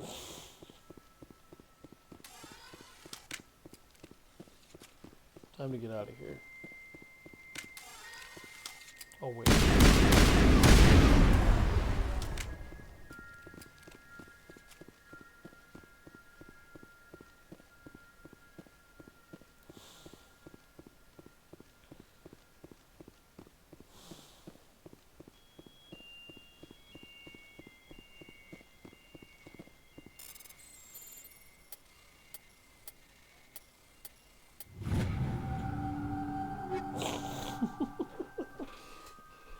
Oh, mine. Cat, you're laying on my wire. You're laying on the charger cord to my controller. You need to not be... Don't do that. Dang it. Sorry about that, folks. Had to... I gotta get the cat hair off of this thing. There. I had to make sure that my cat stopped laying on the wire.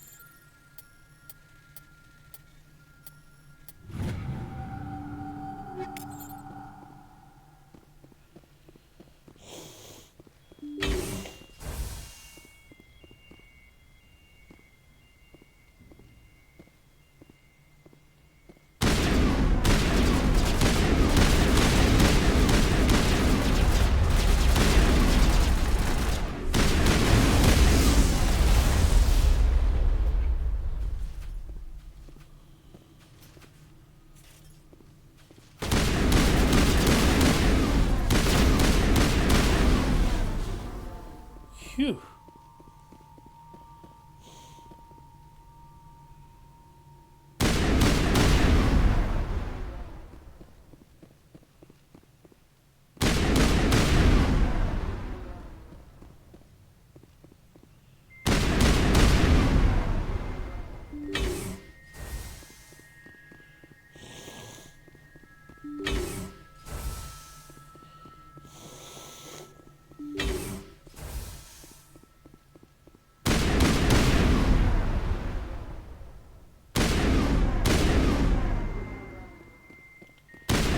So now it's started creating kinetic barriers modeled after the hexagonal ones that you see the Geth using in order to try and protect itself.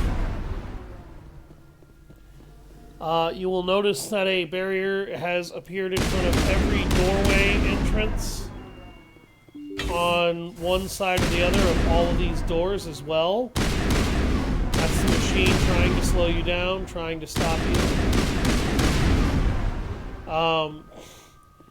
I will not get into the significance of this particular mission until Mass Effect 3, because this is actually our first meeting with somebody who will become a very dear friend to us as we go along the game.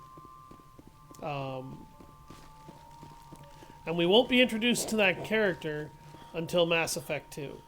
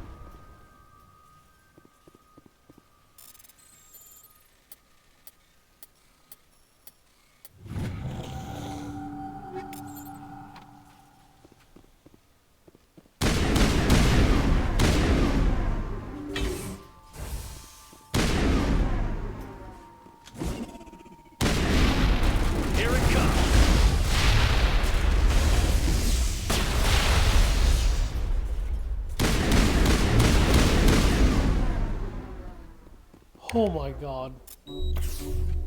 Ugh.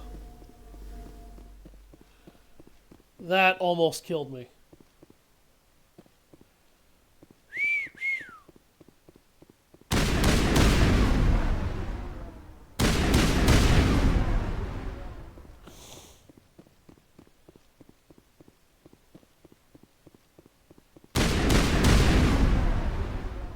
This is the machine's last effort to defend itself.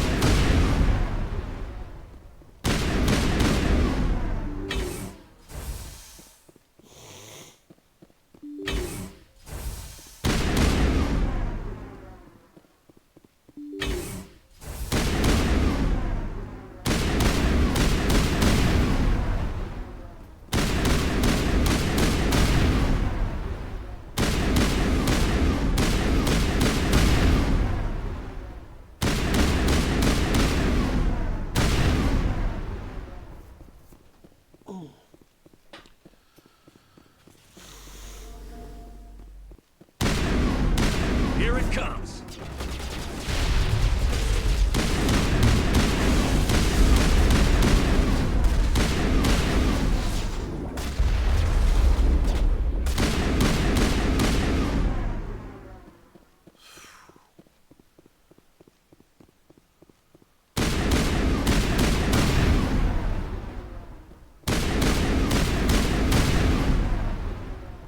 So the last-ditch effort of defense that it adds onto itself is it will spawn a few more drones to defend the last few cores. A burst of white noise over all frequencies nearly deafens you. Your hard suit's heads-up display interprets it into a series of zeros and ones. They repeat again, and blanketing all frequencies until the lights on the final VI cluster flicker and die. Specialization class achieved. Your specialization class will replace your base class and talents in the talents on squad screen. Talent ranks in your base class transfer over to specialization. Go to the squad screen to review bonuses you gain in each rank. So here is why this mission is important. it activates your specialization option. Nemesis. The Nemesis is a biotic specialist who uses Mass Effect fields to inflict heavy damage against opponents. Increases duration and damage for the biotic abilities of Warp and Lift. Bastions. Bastions use biotics for defense and for opponent immobilization. Improves barrier and stasis. I'm taking Nemesis because Nemesis, in my opinion, is just way better.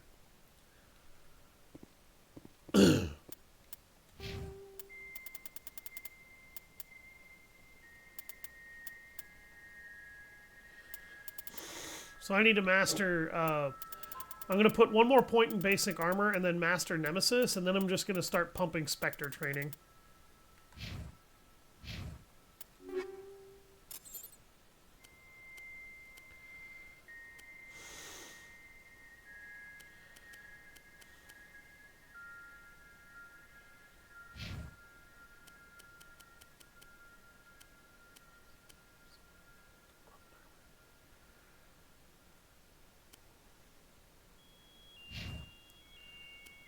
The Ryko pistol. Oh, there's the stiletto. Oh, yes.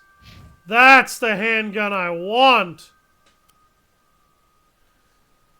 Oh, man.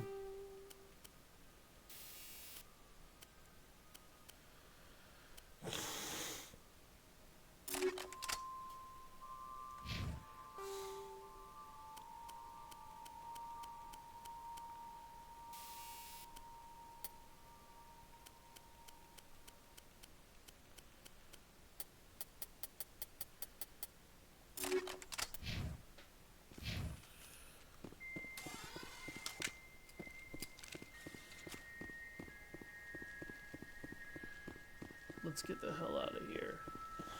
We're done with this place.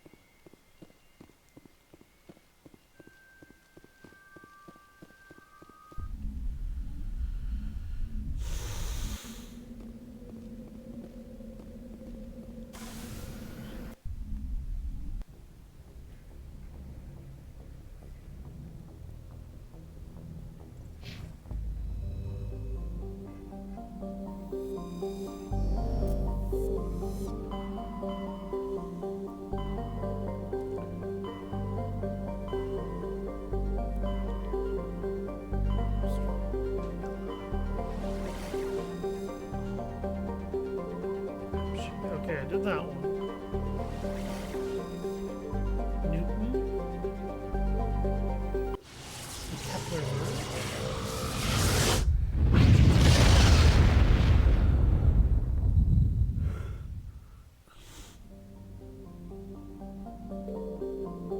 On Taro. Yeah, I've done this.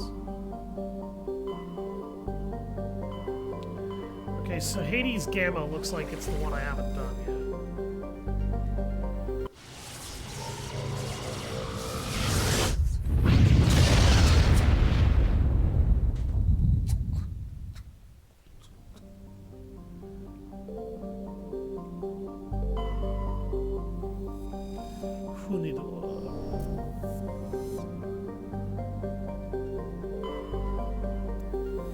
Trevin. Edmos.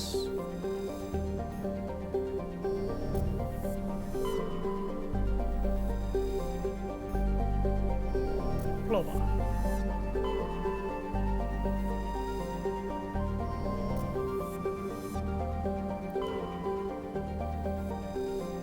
Them all.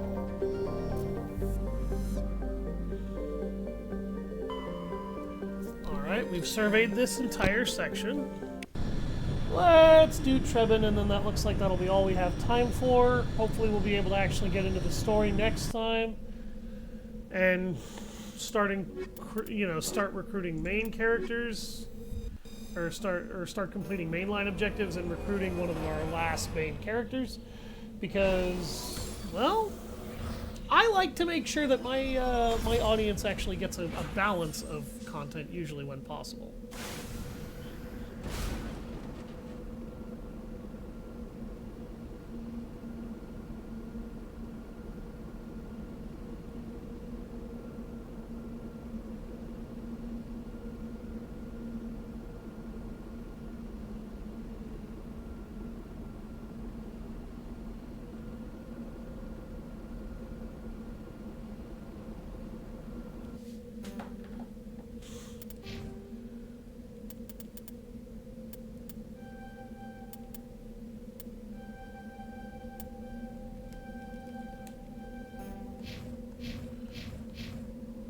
You're gonna be a medic, son.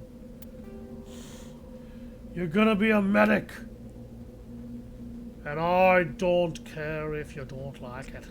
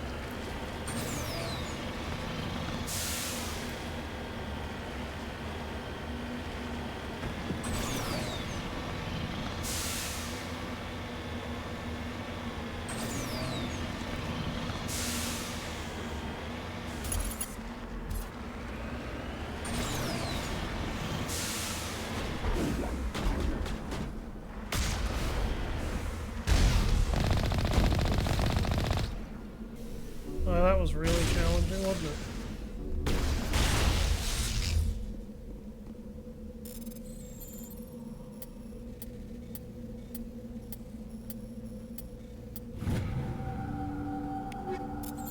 Got a bypass.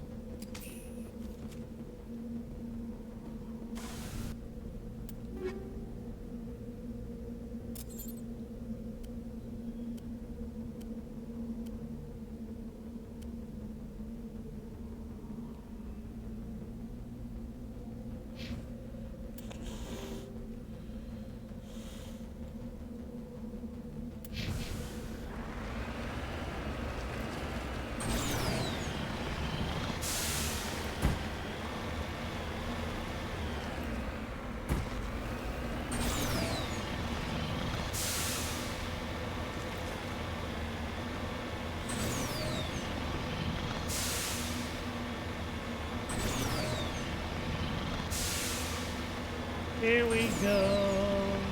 Yes, here we go. Here we go.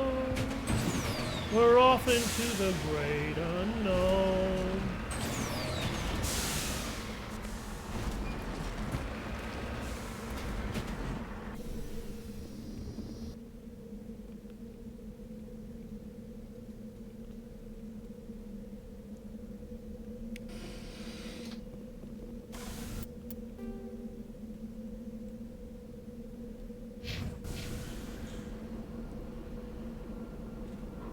Hey, welcome back, jerk. There you are.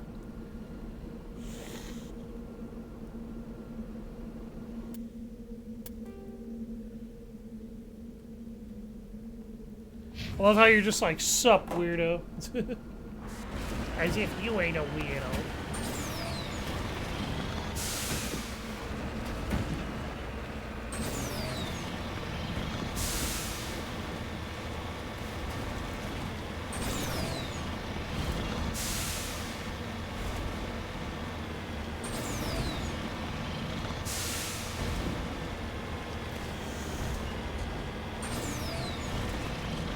Bitch face. You had to go and remind me of that one episode of Lewis Black's Root of All Evil that I saw, where Lewis Black looks at Patton Oswalt and he goes, "Okay, chubby, give me what you got." And Patton just very casually goes, "Thank you, bitch tits."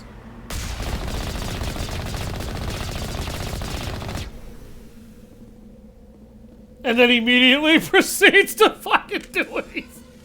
Go on with this thing right before Lewis interrupts him and he goes, "You know, I am the judge here.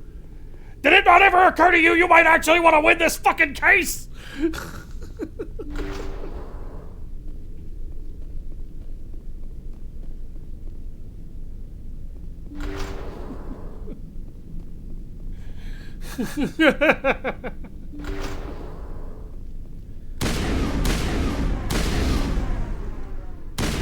That's a lot of husks. Holy shit. Oh, hi. Please no. Please no. No. Stop coming over here. Stop coming over here. I will stop mowing you down if you stop walking over here. Bad. The survey team must have unearthed some alien technology that turned them into mindless fanatics. Whatever they found, it's long gone now. Mindless fanatics. It turned them into fucking Reaper husks, Tally. Yeah, he's like, Patton just with the most casual thing in the world, the most casual, like, in the world just goes, "Thank you, bitch tits."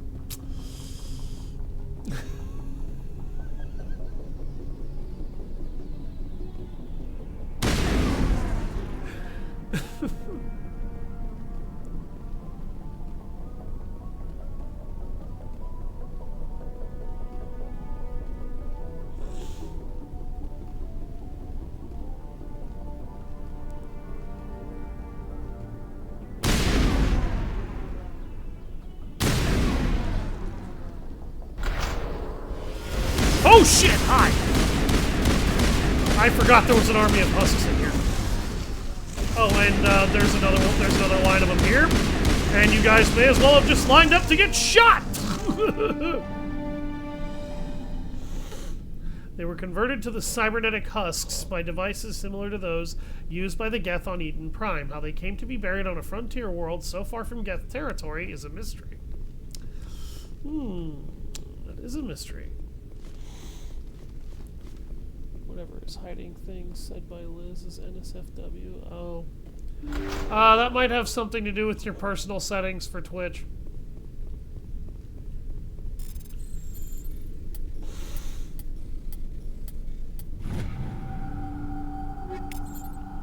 I don't mark any of my streams as safe for work material.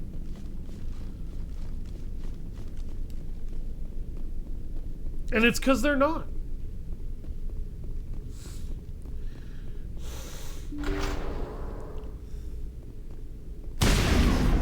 Fuck you.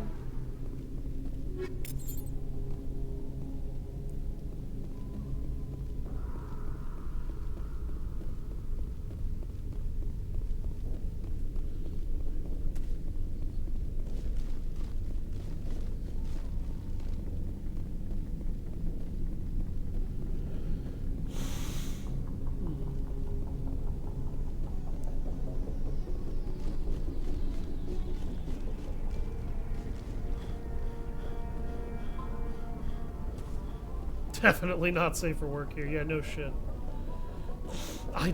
None of my streams are safe for work.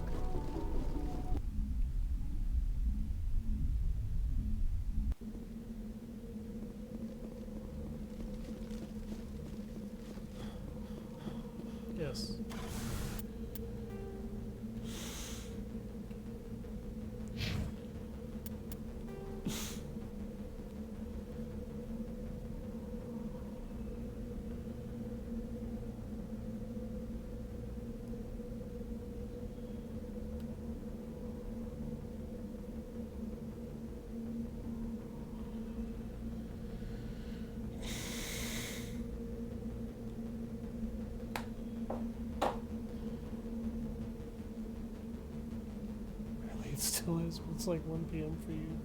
You're right now nearly. Yeah, for me it's still pretty early in the day. I might actually go play some Majesty the Fantasy Kingdoms then when I'm done here. I really want to play some Majesty.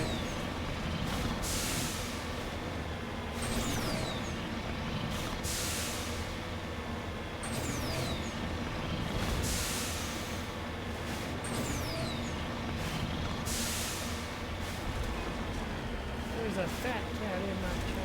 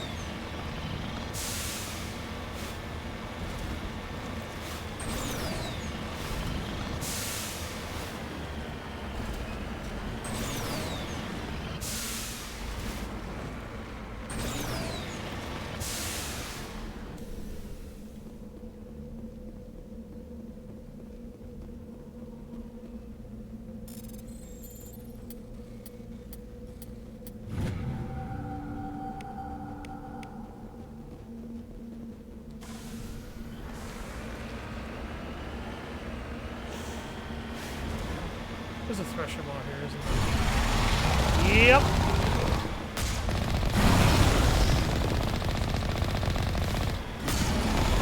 I love how his acid has auto tracking. I don't actually love that. I find that to be stupid.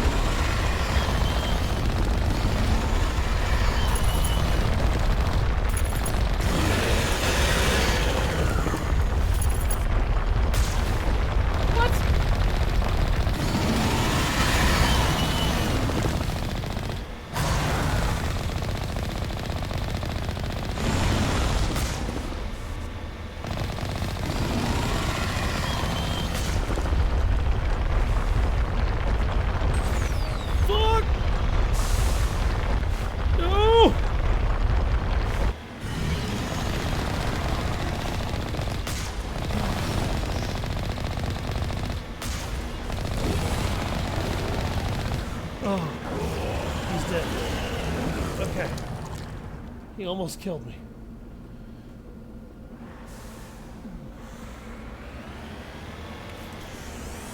Ugh. Okay. All right.